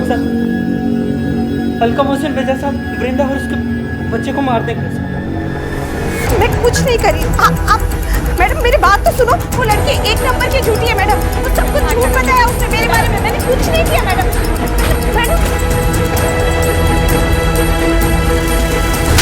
जो प्यार में धंधा करती है तू? हाँ मैं कुछ नहीं की मैडम, मैं आपसे बोलती ना, मैं कुछ नहीं की। इनको पहचानती है? कौन है ये लोग? मैं नहीं पहचानती इनको। तू ऐसे नहीं बोलेगी। इसको इतना मारो कि खुद को भी भूल जा। ओ मैडम, बड़े बड़े लोगों से कांटेक्ट है, ये वर्दी उतरवा सकती मैं? हाँ दिखाती हूँ तुझे। अभी बातें कम, काम देख हमारा। मारो इसे बस। हो मैडम, नहीं भेजी थी वो वृंदा को पिटवाने के लिए गुंडों। नहीं बेचती तो वो अपने बच्चे को जन्म देने वाली थी। इसी लालच में बस ये सब की मैं। ये तुम लोग ठीक नहीं कर रहे हो। अरे मेरे बहुत कॉन्टैक्ट्स है इस तरह के एलिगेशंस। अलका माने के स्टेटमेंट के आधार पर उन सभी लोगों को बलात्कार के आरोप में गिरफ्तार किया गया। अदालत में वृंदा ने पूरी हिम्मत दिखाई और अपने गुनहगारों को कड़ी से कड़ी सजा दिलाने में पुलिस और कानून की मदद की। लेकिन वृंदा के पिता के बारे में पुलिस अब तक कुछ पता नहीं लगा पाई थी। कुछ का मानना था कि वो अपनी इकलौती बेटी की तकलीफों को दूर नहीं कर पाए, इसलिए सदमे और बेबसी में कहीं चले गए। और कुछ लोगों का ये कहना था कि शायद उन्होंने आत्महत्या कर ली होगी। वृंदा ने एक बच्चे को जन्म दिया और एक एनजीओ की मदद से एक फैमिली ने उस बच्चे को अडॉप्ट कर लिया। अब वृंदा ऐसी एक एनजीओ के साथ जुड़कर अपनी पढ़ाई कर रही है और साथ ही अपने जैसी न जाने कितनी मासूम लड़कियों की मदद करती है, उनकी हिम्मत बनती है। हमें दिल से अपनाने वालों और अपने फायदे के लिए अपना बनाने वालों के बीच के फर्क को सही वक्त पर जानना और समझना बेहद जरूरी है। जिंदगी में कुछ आसान नहीं होता है। जो काली रात में हिम्मत से संघर्ष करता है वही उजाला बनकर चमक उठता है। कहते हैं कि मकान को घर उसमें रहने वाले बनाते हैं और घर की खुशहाली रिश्तों में घुली मिठास से पैदा होती है और रिश्तों की नींव में पहला पत्थर होता है विश्वास का। विश्वास की नींव में अब लालच के पत्थर भरे जाते हैं, लेकिन लालच की बुनियाद पर खड़ा कोई भी रिश्ता ज्यादा दिनों तक टिक सकता है।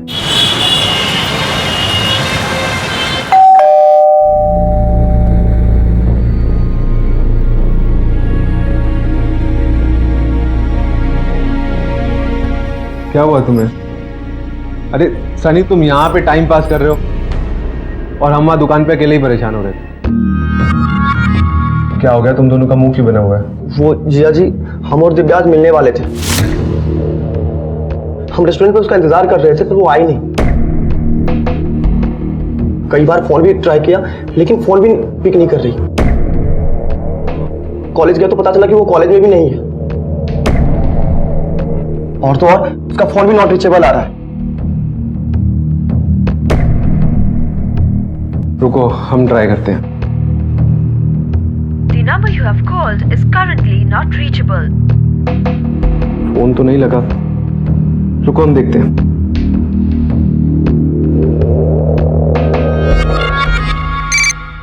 हाँ प्रशांत भैया।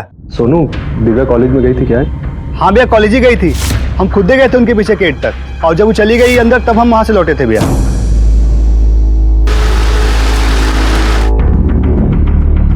सर, दिव्या नाम है हमारी बहन, 22 साल की है, कॉलेज जाती है। आज सुबह वो कॉलेज गई थी लेकिन अभी तक घर नहीं लौटी है। आप कौन हो? सर, हम दिव्या के मंगेतर हैं। जल्दी हमारी शादी होने वाली है। सर, आज हम रेस्टोरेंट में मिलने वाले भी थे लेकिन वो आई नहीं। हमने सर कई बार कॉल भी किया लेकिन उसने पिक नहीं किया। हो सकता है अपने सहेली या दोस्त के साथ कहीं गई हो। नहीं सर, ऐसा तो कभी भी नहीं होता। वो कॉलेज से सीधा घर ही वापस आती है, और अगर कहीं जाती भी है तो हमें या कम से कम सनी को जरूर बताना। क्या ये शादी दिव्या की मर्जी से हो रही थी? जी सर, बिल्कुल दिव्या की मर्जी से ही शादी हो रही थी। सिंह, इनसे दिव्या का नंबर ले लो और दिव्या की लास्ट लोकेशन क्या है फाइंड आउट करो। सर, नंबर बताइए।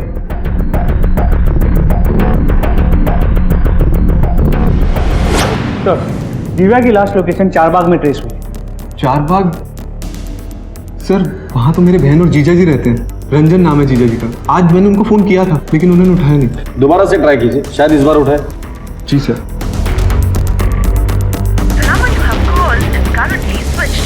सर, उनका फोन स्विच ऑफ आ रहा है। रंजन के घर चलते, शायद दिव्या वहीं मिल जाए हमें।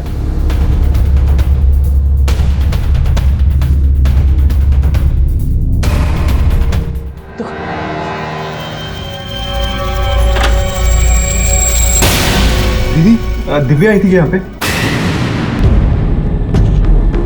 दीदी बोलो ना, दिव्या आई थी क्या?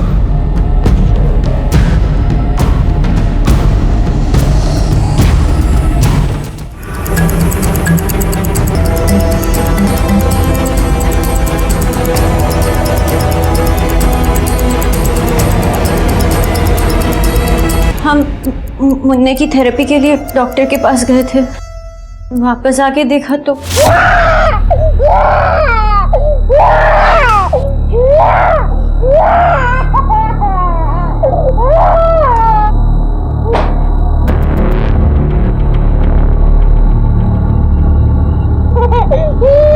पानी लेकर आता हूं बेटा।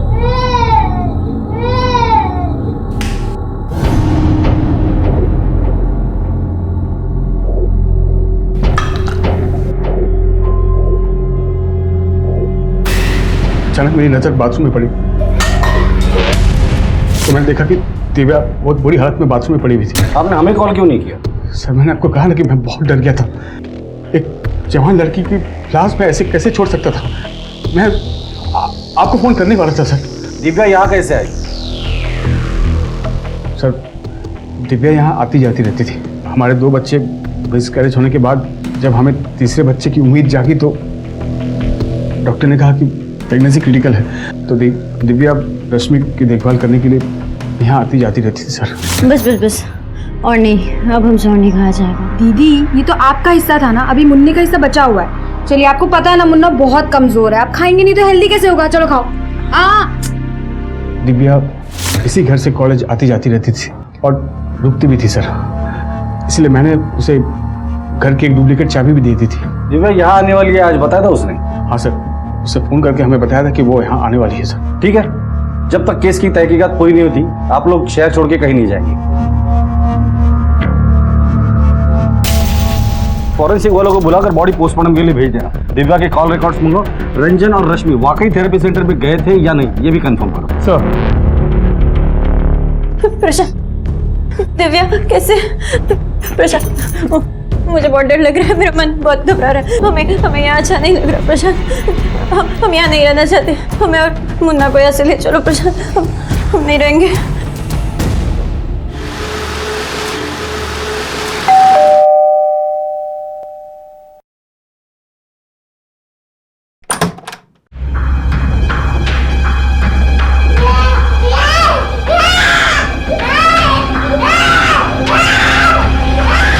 आपको हमारी रत्ती भर परवाह नहीं है तो ना सही, कम से कम अपने बच्चे के बारे में तो सोचा होता। वो तो अभी तक पैदा भी नहीं हुआ है और यहाँ इस हालत में हम अपनी तो जिम्मेदारी उठा नहीं पा रहे और आपने एक और जिम्मेदारी हमारे सर पे डाल दी। तुम कहना क्या चाहती हो? आपको पता है ना कि दीदी मुन्ना को लेकर कितना परेशान रहती है। इस वजह से दिन पर दिन उनका मानसिक संतुलन बिगड़ता जा रहा है। और माँ जी को तो ना परिवार की कोई चिंता है और ना ही दुनियादारी की। तो बचा कौन है इस घर में? हम क्या कर लेंगे अकेले? देखो साधना, हम जानते हैं कि तुम माँ बनने वाली हो, लेकिन तभी तो कह रहे हैं इस घर में रखा क्या है? पति पत्नी अपने घर जाके रहे ना। देखो साधना, हम समझ सकते हैं पर तुम भी समझने की कोशिश करो। रंजन जीजाजी बीच बीच में आते जाते रहेंगे और इस वक्त हम उनकी मदद नहीं करेंगे तो फिर कौन करेगा? और कुछ ही दिनों की तो बात है। आज अगर दिव्या हमारे साथ होती तो ऐसा कोई मसला ही नहीं होता। हमारा भाई भी दिव्या की मौत से बहुत परेशान है। तुम सो जाओ, इस वक्त तुम्हारे लिए इतना सोचना ठीक नहीं, बच्चे पर असर पड़ता है। तुम आराम कर लो। अपने जीजा रंजन के घर में दिव्या की लाश का इस तरह और ऐसी अवस्था में मिलना कई सवाल खड़े कर रहा था। एक जवान लड़की का घर में आना और फिर मौत का शिकार हो जाना काफी संदेहास्पद था। पर क्या यह वाकई एक हादसा था या फिर कत्ल को हादसे की शक्ल देकर छुपाया जा रहा था? अब तक जो बातें सामने आई थी उनसे रंजन ही शक के घेरे में था। पुलिस इस इंतहाई संजीदा केस के तमाम पहलुओं की बड़ी बारीकी से जांच कर रही थी। सर, दिव्या के कॉल रिकॉर्ड से पता चला है कि उसके और रंजन के बीच कुछ ज्यादा ही बातें हुआ करती थी। इनफैक्ट उसका आखिरी कॉल भी रंजन को ही था। और उसका मंगेतर क्या नाम था उसका? सनी। दिव्या की सनी के साथ भी बात होती थी लेकिन रंजन के मुकाबले काफी कम। जीजा और साली का एंगल थोड़ा पेचीदा लगता है। सर, कहीं जीजा साली एंगल में कोई राज तो नहीं जिसकी वजह से दिव्या की जान गई हो? हमें आप लोगों से कुछ पूछना है। जी सर, बोलिए। आपके घर में कौन कौन रहता है? हमारी वाइफ साधना और दिव्या भी हमारे साथ ही रहती थी। और वो? सॉरी सर, मैं भूल गया, हमारी माँ है। हमारी माँ भी हमारे साथ ही रहती हैं और जीजा जी भी आते जाते रहते हैं। रंजन जी, आप अपनी साली के साथ फोन पे बहुत बातें किया करते थे, कोई खास वजह? अपनों से बात करने के लिए किसी वजह की जरूरत थोड़ी ना होती है सर। घर के बड़े हैं हम, बातें सभी से होती है हमारी। आप चाहे तो चेक कर सकते हैं। रश्मि, तुम्हारी बहन दिव्या तुम लोगों के साथ काफी वक्त बिताती थी, लगभग रोज मिलते थे। इसके बावजूद आपके पति और आपके बहन के बीच काफी बातें होती थी फोन पर। आपको कोई आपत्ति नहीं इस बात पर? सर, जब हमारी शादी हुई थी तब दिव्या सिर्फ 14 साल की थी। रंजन उसे अपनी बेटी की तरह मानते हैं, तो अगर वो उससे फोन करते भी थे तो हमें क्या आपत्ति हो सकती है? साधना जी, आपको इस बारे में कुछ कहना है? सर, हम क्या कहें? दिव्या की शादी हमारे भाई सनी से होने वाली थी। हम तो दोनों परिवारों के लिए परेशान हैं।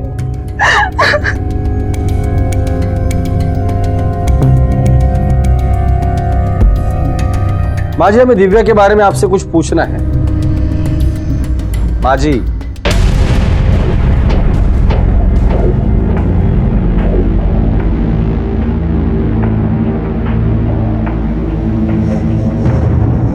फैमिली बड़ी अजीब सी है। माँ को अपनी बेटी के मरने का गम नहीं, और भाभी इतनी इमोशनल है जैसे ननद नहीं बहन मरी। और ये रंजन या तो ये बहुत ही मासूम है या तो बहुत ही चालाक है। इस फैमिली की पूरी हिस्ट्री निकाल, खासकर इस रंजन की। ये जितना ऊपर है उतना ही नीचे है। सर, इनकी माँ का होना ना होना एक ही बराबर है। ना तो वो कहीं आती जाती है और ना ही उन्हें परिवार और बच्चों से कोई मतलब है। बड़ी ही अजीब किस्म की औरत है। और उस दिन तो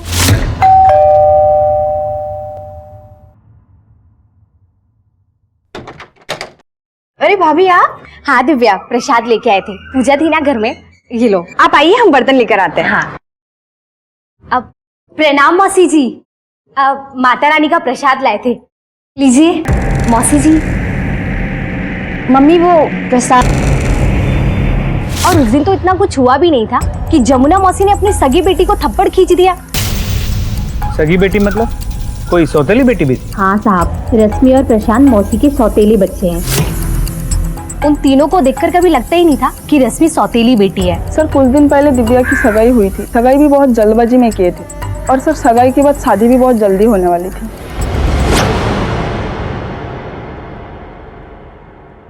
सर, आस पड़ोस के लोगों से पूछताछ की। प्रशांत के पिता ओम प्रकाश ने अपनी पहली बीवी गायत्री के मरने के बाद उसी की छोटी बहन जमुना से शादी की, या ये कह सकते हैं कि जबरदस्ती कराई गई है। इसलिए जमुना इस शादी से नाखुश थी, इसलिए उसने अपना सारा समय पूजा पाठ में लगा दिया। ना किसी से मिलती है, ना किसी से बात करती है, कुछ नहीं। इनफैक्ट कोई उससे बात करे तो भी उसे गुस्सा आ जाता है। मुझे नहीं लगता जमुना का इस सब से कोई कनेक्शन होगा। जी सर। इसके अलावा पता चला कि शादी के पहले रश्मि ने इस पूरे घर को बड़े अच्छे से संभाला हुआ था, लेकिन शादी के बाद 2 मिसकैरेजेस और इस बच्चे की बीमारी के बाद वो मेंटली डिस्टर्ब हो गई। सिंह, पता करो ये प्रॉपर्टी, दुकान, मकान किसके नाम पर है। अक्सर सगे और सौतेलों के बीच प्रॉपर्टी को लेकर झगड़ा होता है। और ये रंजन का क्या सीन है? ओम प्रकाश के मरने के बाद रंजन ने अपने घर के साथ साथ इस घर की भी जिम्मेदारी संभाली। दामाद होने के बावजूद वो बेटे का फर्ज भी निभाया और एक परफेक्ट हस्बैंड भी था। बीवी के प्रेगनेंसी के टाइम उसने अपने साइट को हजरतगंज से 4 बाग शिफ्ट कर लिया ताकि वो अपनी बीवी को ज्यादा से ज्यादा समय दे सके। और दिव्या? तो दिव्या की शादी उसकी भाभी के छोटे भाई सनी के साथ तय हुई। एक चट मंगनी पट ब्याह वाला रिश्ता लगता है। सिंह, अक्सर चट मंगनी और पट ब्याह वाले मामले किसी चीज को छुपाने के लिए किए जाते हैं। सर, दिव्या की पोस्टमार्टम रिपोर्ट। इसके मुताबिक 20 तारीख की दोपहर 4 और 4:30 के बीच दिव्या की मौत हुई, सर पे चोट लगने की वजह से। बॉडी पर कोई सेक्सुअल असॉल्ट या मारपीट के निशान? नहीं सर, बॉडी पे कोई हाथापाई या सेक्सुअल असॉल्ट के कोई निशान नहीं। सर, क्या ये हो सकता है कि दिव्या का पाँव बाथरूम में फिसला हो और उसका सर किसी हार्ड ऑब्जेक्ट से टकरा, बेहोश हो गई और एक्सेसिव ब्लीडिंग की वजह से मर गई? सिंह, मौका वारदात पे जो हमें एविडेंसेस मिले थे उसके बुनियाद पर देखा जाए तो ये हो सकता है।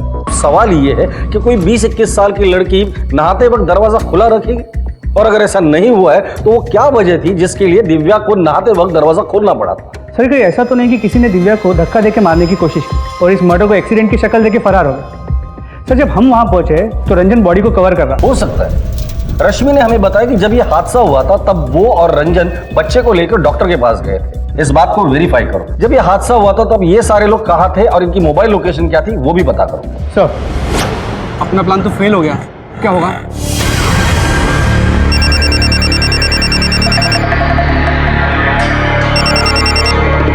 हेलो सर, ये आप क्या कह रहे हैं? सर आपने तो कहा था कि 1 महीने बाद। सर, इतना सारा पैसा मैं अचानक से कहां से कर पाऊंगा सर? थोड़ा वक्त तो दीजिए सर, मेरी परेशानियों को समझिए सर। हेलो सर, बात तो सुनिए सर। हेलो जी हाँ, रंजन जी और रश्मि जी आए थे अपने बच्चे को लेकर कल, और लगभग 3 घंटे तक वो यहीं थे। पूरे परिवार की हादसे के वक्त की मोबाइल लोकेशन चेक की, किसी की भी लोकेशन उस एरिया की नहीं। रश्मि और रंजन की मोबाइल लोकेशन उस एरिया की थी जहां वो बच्चे को थेरेपी के लिए ले गए। मैंने डॉक्टर से वेरीफाई किया। ये सनी और दिव्या की शादी जल्दबाजी में हो रही थी, दोनों के बीच कोई लव वाला एंगल था? तो इन्वेस्टिगेशन में ऐसी कोई बात सामने नहीं है। सबका कहना है कि ये चट मंगनी पट ब्याह वाला मामला है।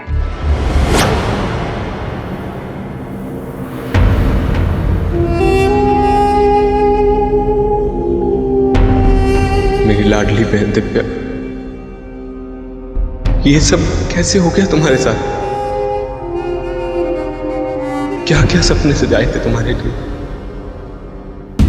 सर, हम पहली बार दिव्या से दीदी की शादी में मिले। हमें वो पसंद आ गई थी। हमने दीदी से सारी बातें शेयर करी। दीदी ने दिव्या से बात भी किया, लेकिन उसने मना कर दिया। हम बिल्कुल भी निराश नहीं हुए सर, लेकिन हमें मालूम था कि वो शहर में पली बड़ी है और हमारे साथ शादी करके वो गाँव नहीं जाएगी। इसलिए हम प्रशांत जीजा जी के साथ दुकान पर काम करने लगे। लेकिन कुछ दिनों बाद हमने फिर से दीदी के जरिए अपनी शादी की बात छेड़ी और इस बार दिव्या मान गई और हमारी सगाई हो गई सर। सगाई के बाद दिव्या का बर्ताव कैसा था? मेरा मतलब है उसके बर्ताव में कुछ बदलाव आया था? नहीं सर, ऐसा कुछ नहीं था। हम बाहर मिलने लगे थे लेकिन हमें धमकी भरे कॉल आने लगे थे सर।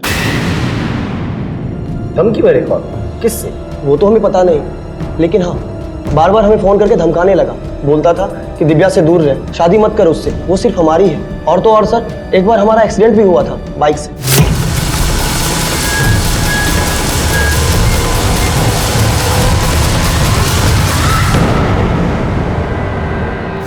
ये देखिए सर, हमें लगता है कि हमारा एक्सीडेंट भी तो धमकाने वाले ने ही किया होगा। पहले तुम्हें धमकी वाले फोन आने लगे, फिर धमकी देने वाले ने तुम्हारा एक्सीडेंट भी कर रहा। इतना सब कुछ होने के बावजूद तुमने पुलिस में कंप्लेंट नहीं लिखवाई, क्यों? सर, हम इन पचड़ों में नहीं पड़ना चाहते थे। हमें तो पता है सर कि जो भी सुंदर दिखती है उन लड़कियों के 10 आशिक होते हैं, और हमें किस बात का डर था? हमारे घर वाले तो हम दोनों की शादी को लेकर राजी थे। जिन नंबर से तुम्हें कॉल आते थे वो नंबर है तुम्हारे पास? हाँ सर, हमारे पास सारे नंबर सेव्ड है। ये देखिए। सिंह, इन नंबर्स पे फोन करो और पता करो वो कौन शख्स था जिस पर मजनू का भूत सवार था। सर, कौन से नंबर्स पे बताओ। सर, सन्नी से मिले सभी नंबर्स की डिटेल्स निकाल लिए। ये सभी नंबर्स किसी ना किसी पीसीओ के, लेकिन एक ऐसा पीसीओ है जहां से ज्यादा कॉल्स किए गए। लोकेशन? साहब, नंबर यहाँ का आता है, कॉल भी यहीं का होगा। उस आदमी का चेहरा याद है? यहाँ बहुत सारे लोग आते हैं साहब, हर एक का चेहरा याद रखना बहुत मुश्किल है।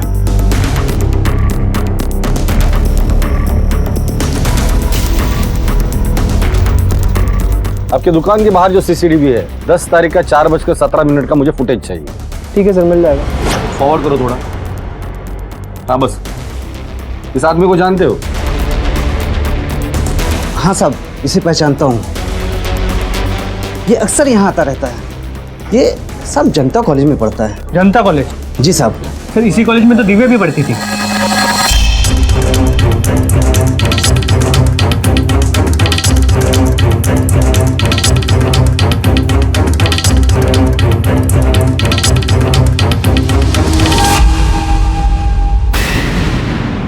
चाय पीने का बहुत शौक है ना तुझे? पुलिस स्टेशन की चाय पी के देख ले, स्ट्रांग वाली। सर, हम दिव्या से बहुत प्यार करते थे, उसके लिए हम कुछ भी कर सकते थे। 1-2 बार बोलने की हिम्मत भी की, लेकिन हम उससे बात नहीं कर पाए।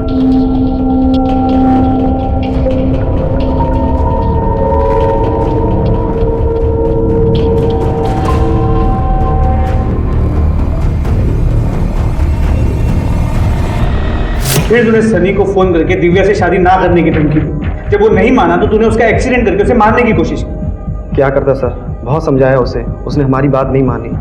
सर, हम दिव्या को किसी और के साथ नहीं देख सकते।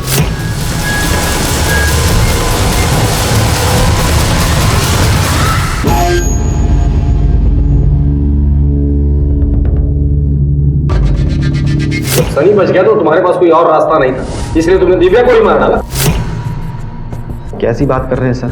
उसकी मौत हमारे लिए किसी सदमे से कम नहीं है। हम उससे बहुत प्यार करते थे सर। हम खुद उसके कातिल को इधर उधर ढूंढ रहे हैं। दिव्या की मौत 20 तारीख को हुई थी। उस दिन तुम 4 से 5 के बीच कहाँ थे? सर, हम कॉलेज में ही थे। इसके कॉलेज में जाके पता करो ये सच बोल रहा है या झूठ। सर,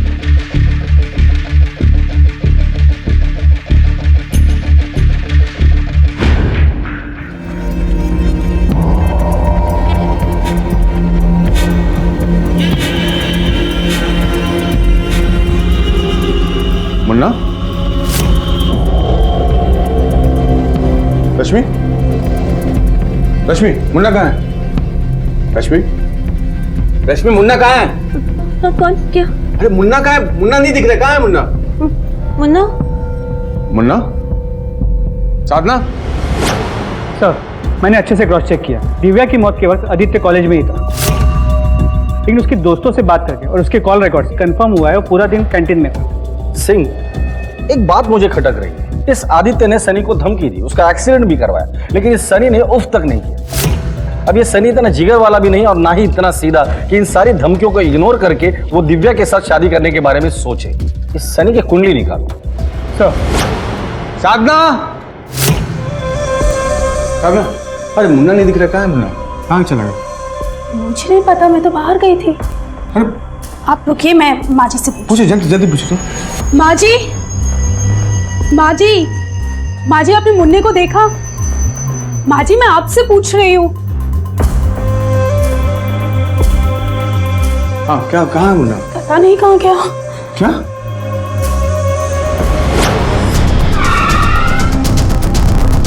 आस पड़ोस की दुकान में पूछताछ करो। सर यहाँ कब से काम कर रहे हो तुम? बहुत साल हो गया सर, दुकान गोमती नगर में थी तब से हैं हम। और ये सनी भी यही काम करता है? जी सर, पहले वो गांव में रहते थे लेकिन अब कुछ दिनों से यही काम करते हैं। ठीक है सर, इस सनी के बारे में आस पड़ोस के दुकान में पूछताछ तो कुछ नई और सरप्राइजिंग बातें सामने आई। जैसे? सर हम ये तो जानते हैं कि दिव्या सौतेली थी और इन भाई बहनों के बीच में प्यार बहुत, लेकिन हम ये नहीं जानते कि बाप की पूरी जायदाद दिव्या के नाम पे थी और इसीलिए साधना और सनी दिव्या को अपनी घर की बहू बनाना चाहते थे। इसका मतलब सनी दिव्या को मार ही नहीं सकता। आखिर सोने के अंडे देने वाली मुर्गी को मारने की गलती कोई क्यों करेगा? बिल्कुल सर, और ऊपर से सनी ने मार्केट से करीब 70 लाख रुपए उठाए थे नए बिजनेस के लिए और अब वो लेनदारों के कॉल से परेशान थे। लेकिन ये सनी तो प्रशांत के साथ दुकान में काम करता है ना? सर करता तो है, लेकिन वो कम में मानने वाला आदमी नहीं, इसीलिए उसे पैसे वाली बीवी चाहिए जिसके भरोसे उसने मार्केट से इतना लोन उठाया था।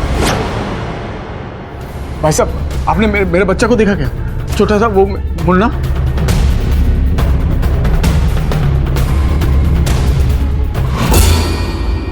सर मेरा बच्चा नहीं मिल रहा सर। बैठो सर, मेरा बच्चा नहीं मिल रहा सर। मैंने उसको बहुत ढूंढा लेकिन कहीं नहीं मिला। देखिए मैं बहुत परेशान हूँ, देखिए इसका फोटो। बच्चे को आखिरी बार कब देखा था? सर आखिरी बार जब हम लोग जब थेरेपी करके प्रशांत के घर लौटे तो बच्चा घर पर ही था। फिर मुझे कुछ काम से कंस्ट्रक्शन साइट जाना पड़ा, फिर खाना खाने जब आए तो घर पर नहीं था सर। बच्चा जब गुम हुआ था तो घर पर और कौन कौन था? सर उस वक्त घर पर रश्मि और माजी थी और बाद में साधना बाहर से आई थी।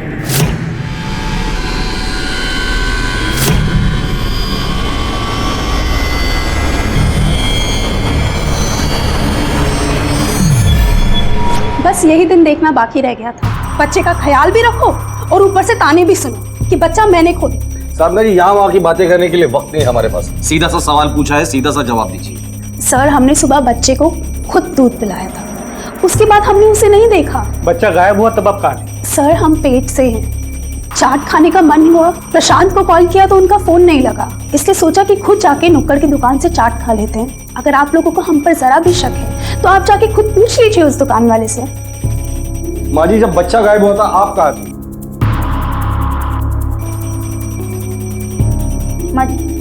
माँ जी, मुंह बनाने से नाती नहीं आ जाएगा। आपके बेटी का खून हुआ है और नाती गायब है।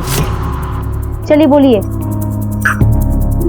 कोई जिए या मरे हमें कोई फर्क नहीं पड़ता और हमें कुछ नहीं पता कि मुन्ना कहाँ गया, उसे कौन ले गया। रंजन जी, हो सकता है कि आपके बच्चे को किसी ने पैसों के लिए किडनैप किया हो। अगर फिरौती के लिए कॉल आता है तो आप सबसे पहले हमें इन्फॉर्म करेंगे। वैसे हम लोग भी आपके बच्चे को ढूंढने की पूरी कोशिश करेंगे।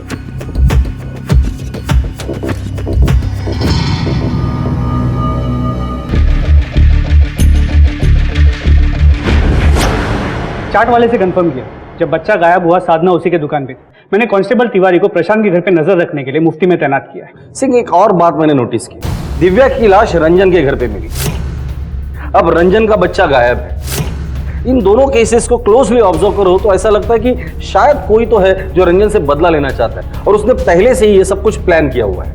आखिर इनमें से ऐसा कौन हो सकता है जिसको रंजन का बच्चा उठवाने से फायदा मिले? साधना, प्रशांत, जमुना, सनी, रश्मि या खुद रंजन? सर अगर ये किडनैपिंग रैंसम के लिए हुई तो सबसे पहला शक सनी पे जाता है, क्योंकि पैसों की सबसे ज्यादा जरूरत इसी को है और दिव्या की मौत से सबसे बड़ा नुकसान इसी का हुआ। हो सकता है अपने 70 लाख का कर्ज चुकाने के लिए इसने ही किडनैपिंग की। रंजन को अभी तक रैंसम के लिए कॉल नहीं आया। एक काम करो, इस सनी पे 24 घंटे नजर रखना, एक कांस्टेबल उसके पीछे लगा दो। ये कहाँ जाता है, किससे मिलता है, क्या बात करता है, क्या खाता है, क्या पीता है, सारी इंफॉर्मेशन मुझे चाहिए। सर, एक ही परिवार में पहले एक जवान लड़की दिव्या की मौत हुई, वो भी अपनी ही बहन के घर में, और फिर उसी बहन रश्मि का बच्चा भी गायब हो गया। एक ही घर में हो रहे ये हादसे क्या संकेत दे रहे थे? सर कल रात से हमारे पति का कुछ पता नहीं चल रहा। सर वो रात को घर पर भी नहीं आए। क्या? समझ नहीं आ रहा क्या करें। अब बैठिए। आखिरी बार आपके पति की कब बात हुई आपसे? सर कल सुबह घर से नाश्ता करके दुकान के लिए निकले थे, रात को वापस घर नहीं आए। मैंने बहुत इंतजार किया सर। उनका फोन क्यों नहीं लग रहा? सोचा कि एक बार सोनू को दुकान पे फोन करके पूछ लेती हूँ, पर सोनू ने बोला कि सोनू इतनी रात हो गई है, तुम्हारे भैया घर नहीं आए। भैया तो आज आए नहीं थे। ठीक है, आप जाइए, हम ढूंढने की कोशिश करें। सही, हमारे पति का फोटो। प्रशांत की कॉल रिकॉर्ड निकालो और आखिरी लोकेशन क्या थी ये पता करो, और ये फोटो सारे पुलिस स्टेशन में सर्कुलेट करो। सर, प्रशांत की मोबाइल लोकेशन हिस्ट्री चेक की, उसका फोन आखिरी बार उसके घर के पास ही एक्टिव था। सर मेरे बेटे का कुछ पता चला सर? पहले आपकी साली दिव्या की मौत हुई, फिर आपका बेटा गायब हुआ, और अब आपका साला प्रशांत गायब। उसके बारे में आपने कुछ भी नहीं पूछा हमें। सर मैं अपने बेटे को ढूंढने में लगा हुआ हूँ। हाँ, मुझे पता चला कि प्रशांत भी गायब है, और सर प्रशांत को ढूंढना तो आप लोगों का काम है। रंजन साहब, हमारा काम क्या है हमें अच्छी तरह पता है। अब जाइए, हम ढूंढ लेंगे उसे। जाइए।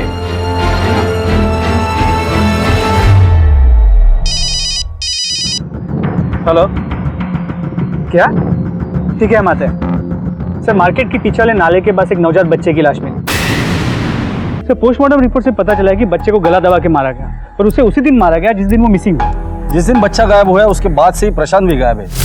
ये ऐसा तो नहीं कि बच्चे को मारने के बाद ये छूमंतर हो गया। सर, आप लोगों के जो मन में आता है आप लोग कह देते हैं। सर, आपको तो पता है कि हमारे पति खुद दीदी और मुन्ना को हमारे घर लेकर आए थे, तो भला वो ऐसा कैसे कर सकते? एक बार तो हमें दीदी की बहुत चिंता होती है, वो कब तक ऐसे मुन्ने की वजह से अपनी जिंदगी खराब करती रहेंगी। और वैसे भी पता है, अगर किसी बच्चे को जन्म से पहले ही सांस लेने में प्रॉब्लम होना, वो कभी भी ठीक नहीं होती है। और हम क्या कह रहे थे, हमारी मौसी जी कह रही थी, एक इंजेक्शन होता है जो डॉक्टर मरीजों को लगाता है और उससे उनको मौत दे दी जाती है। क्या कहते हैं उसको, मर्सी किलिंग। हाँ, अगर आगे से ऐसी बात जुबान से निकाली तो जुबान काट के हाथ में दे देंगे। और कौन सी मौसी है वो तुम्हारी? हाँ, हम भी पूछते हैं उनसे कि बच्चों के साथ, अपने बच्चों के साथ कोई ऐसा करता है क्या? सर, हमारे पति ऐसा कर ही नहीं सकते थे। वो तो मुन्ना को इतना चाहते थे, इतना प्यार करते थे, वो कैसे मारेंगे उसे? पुलिस के सामने अब दो नए केस थे, दिव्या की मौत और अब मुन्ना की मौत। कौन था इस सब के पीछे? कौन था जो किसी खास मकसद से इस घर को अपना निशाना बना रहा था? इतना तो साफ था कि एक ही घर में एक के बाद एक होते हादसे किसी बड़े तूफान का संकेत दे रहे थे।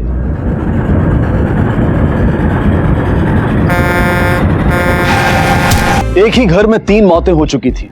दिव्या की मौत की गुत्थी ज्यों की त्यों थी, उसके बाद रंजन के बच्चे की लाश मिली, और अब प्रशांत की रोड एक्सीडेंट में मौत हो गई थी। पर क्या यह वाकई में एक रोड एक्सीडेंट था, या फिर इस मौत को एक्सीडेंट की आड़ में छिपाया जा रहा था? क्यों एक सिलसिला चल पड़ा था मौत का, तबाही का इस घर में? पोस्टमार्टम रिपोर्ट के हिसाब से प्रशांत की मौत एक्सीडेंट से तो हुई थी, लेकिन एक खास बात सामने आई। क्या? प्रशांत के सर पे कई घाव मिले, और एक घाव काफी ताजा है। लगता है कि उसके मरने से पहले उसके सर पे किसी ने वार किया था। भले प्रशांत की मौत एक्सीडेंटल डेथ है, लेकिन ये महज एक्सीडेंट का केस नहीं लगता। प्रशांत की मौत से सबसे ज्यादा फायदा सनी का होने वाला था। दुकान तो प्रशांत की थी, हो सकता है कि सनी ने प्रशांत को मारा हो ताकि बाद में वो दुकान अपनी बहन साधना से हथिया ले। पैसों की जरूरत उसी को है, जमी जमाई दुकान भी मिल जाती और सर से सारा कर्ज भी उतर जाता। उठाकर लेकर आओ इस सनी को, हमारे स्टाइल से पूछताछ करते हैं। सर,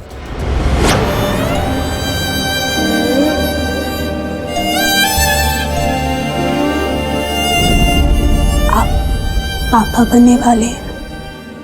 ओह माय गॉड, मैं पापा बनने वाला हूँ, और तुम मम्मा? अरे यार, तुमने मुझे कितनी बड़ी गुड न्यूज दी है। मैं पापा बनने वाला हूँ। ये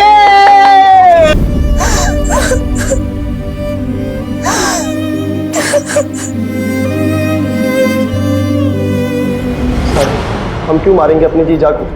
हम तो अपने बहन से बहुत प्यार करते हैं, और मारना तो बहुत दूर की बात है सर। हम कभी ऐसा सोच भी नहीं सकते। प्रशांत जीजा जी के लापता होने के बाद पूरा टाइम हम शॉप पे ही रहते हैं। फिर भी आपको भरोसा नहीं तो आप सीसीटीवी फुटेज चेक कर सकते हैं, या फिर सोनू से पूछ सकते हैं सर। दुकान पे कितने घंटे रहते हो? करीब 14 घंटे। 14 घंटे। तो सनी साहब, ये सीसीटीवी फुटेज और सोनू, ये 14 घंटों का हिसाब दे सकते हैं। अब बचे 10 घंटे।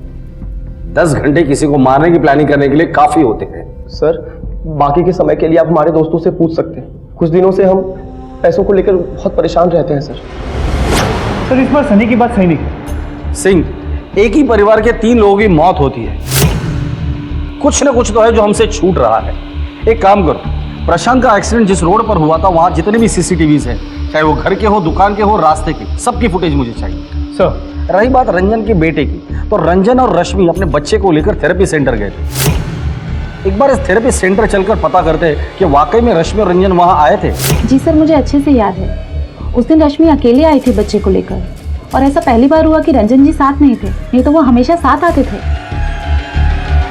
क्या आप बता सकती हैं कि रश्मि अपने बच्चों को लेकर कितने बजे यहाँ से गई थी? एक मिनट सर, मैं चेक कर लेती हूँ।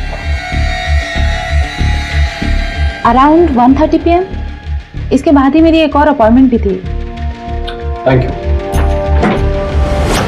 सर हमेशा तो बच्चे के साथ ही आती थी, उस दिन बच्चे के साथ नहीं थी, और मैंने पूछा तो अरे रश्मि, तेरा मुन्ना कहाँ है? कोई जवाब नहीं दिया साहब और चली गई। प्रशांत के केस ने एक दर्दनाक खुलासा किया है। सर आपको पता चला सर किसने मेरे बच्चे के साथ ऐसा किया सर?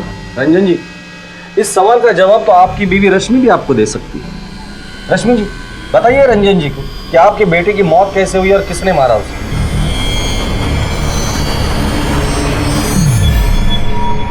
चलिए मैं आपकी मदद कर देता हूं। आपके बच्चे की मौत 2 सवा 2 के बीच हुई थी। उस वक्त बच्चे के साथ कोई नहीं था, क्योंकि बच्चा घर पर था ही नहीं। दरअसल रश्मि जी बच्चे को लेकर घर पर आई ही नहीं। ठीक कह रहा हूं ना मैं रश्मि जी? रश्मि, ये लोग क्या कर रहे हैं? बोलो बोलो कि सब झूठ बोल रहे हैं। बोलो रश्मि, तुमने कुछ नहीं किया। बोलो रश्मि। हम नहीं मारा है, हम नहीं मारा अपने बच्चे को। सोचिए आपने क्या किया हमारे साथ, हमारी बहन के साथ।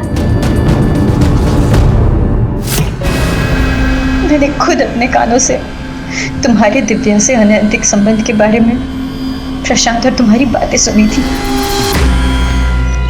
जीजा जी, जीजा जी, क्या बात है प्रशांत? क्या है?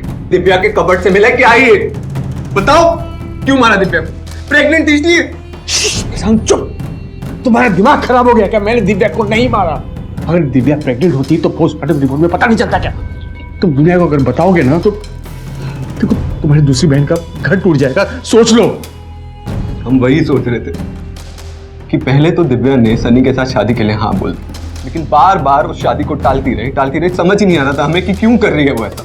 यही जानने के लिए हमने सोनू को दिव्या के पीछे लगवाया था, ताकि हमें पता चले कि वो कहाँ जा रही है, किससे मिल रही है। जो आपने किया है ना, उसकी सजा मैं आपको जरूर दिलवाऊंगा। मैं अभी पुलिस को फोन करता हूं। क्या बता दू? क्या लगता है ये फोन तोड़ने से मैं पुलिस को नहीं बताऊंगा? अरे मैं प्रशांत, प्रशांत,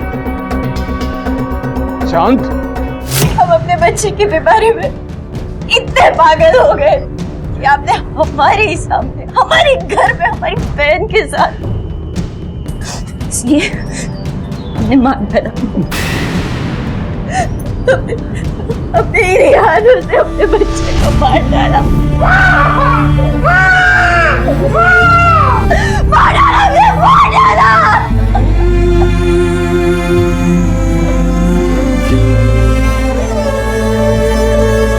ऊपर से साधारण से दिखने वाले इस परिवार के अंदर चल रही उथल पुथल अब खुलकर सामने आ गई थी। सगे और सौतेले रिश्ते बाहर आ चुके थे, लेकिन इतना सब कुछ होने के बावजूद इस घर की मुखिया जमुना पर इसका कोई असर नहीं पड़ा था। आखिर क्यों? पहले दिव्या की मौत, फिर बच्चे की, और अब प्रशांत की मौत ने पुलिस की नींदें उड़ा दी। तहकीकात से ये बात साफ हो गई थी कि एक मां ने ही अपने पति की बेवफाई के तनाव में अपने बीमार बच्चे की हत्या कर दी। पुलिस को अब भी दिव्या और प्रशांत की मौत का राज जानना था। हाँ, मैं मानता हूं मेरा अफेयर था दिव्या के साथ। दिव्या के साथ रहने के लिए, उसके पास रहने के लिए मैंने अपनी साइट हजरतगंज से चारबाग शिफ्ट कर ली थी, क्योंकि उसका कॉलेज वहां से पास पड़ता था। मैं जाता था बाइक पे उससे मिलने के लिए। अफेयर तो रजामंदी के साथ ही होता है सर। मैंने कोई जोर जबरदस्ती नहीं की दिव्या के साथ। और आप लोग बताइए कि कानून की कौन सी किताब पे लिखा है कि अफेयर करना गुनाह है? लिखा तो नहीं है, और रंजन साहब, कोई भी गुनाह करने के पहले आप क्या कानून की किताब पढ़ते हो फिर गुनाह करते हो क्या? मैं बताता हूं आपको कि गुनाह क्या है। प्रशांत के साथ आपने जो किया ना वो गुनाह है। सर, प्रशांत की मौत एक एक्सीडेंटल मौत थी। सीसीटीवी फुटेज है हमारे पास। हाथ में डंडा लेकर उसके पीछे भाग रहे थे तुम।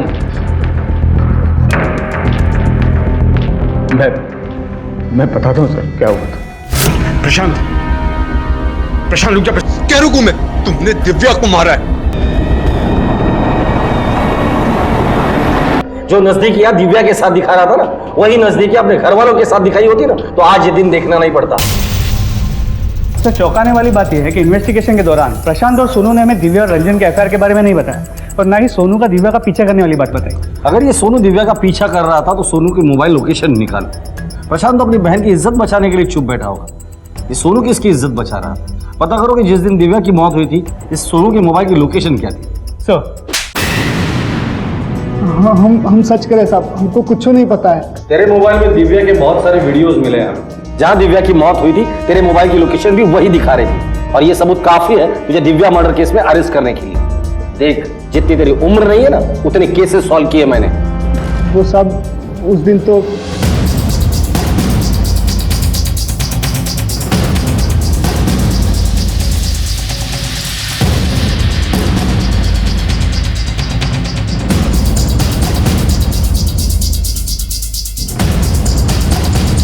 हमारे यकीन कीजिए सर, हम नहीं मारे दिव्या को। तो ये बात तूने जब हम तहकीकात कर रहे थे तब क्यों नहीं बताई? अब क्या बताते सर कि हम उस दिन वहाँ क्या करने के लिए गए थे और अंदर बाथरूम में क्या देख रहे थे। हम फंसना नहीं चाहते थे साहब। दिव्या की अचानक हुई मौत ने कई ढके छिपे राज बाहर फेंक दिए। रंजन और दिव्या के रिश्तों में घुली नजदीकियां इस सारे फसाद की जड़ साबित हुई। रश्मि को एहसास हुआ कि बच्चे पर ज्यादा ध्यान देने से पति हाथ से निकल गया और उसने इसी तनाव में अपने ही बच्चे की जान ले ली ताकि पति का सुख पा सके। रंजन और प्रशांत के बीच भी यही तनाव उसकी मौत का कारण बना। रंजन और रश्मि को भी सजा हो गई, पर सबसे ज्यादा नुकसान में रही साधना। उसने अपना पति खोया और उसके बच्चे ने अपना पिता। जमुना ने अगर परिवार की बागडोर सही तरीके से संभाली होती तो आज ये परिवार इस अशांति का शिकार नहीं होता। हमने हमेशा कहा है कि जो है उसमें खुश रहें और जो पाना चाहते हैं उसके लिए कड़ी मेहनत करें। इसी विचार के साथ अब मैं अनूप सोनी आपसे विदा लेता हूं। फिर मुलाकात होगी अगले एपिसोड में एक और चौंका देने वाले केस के साथ।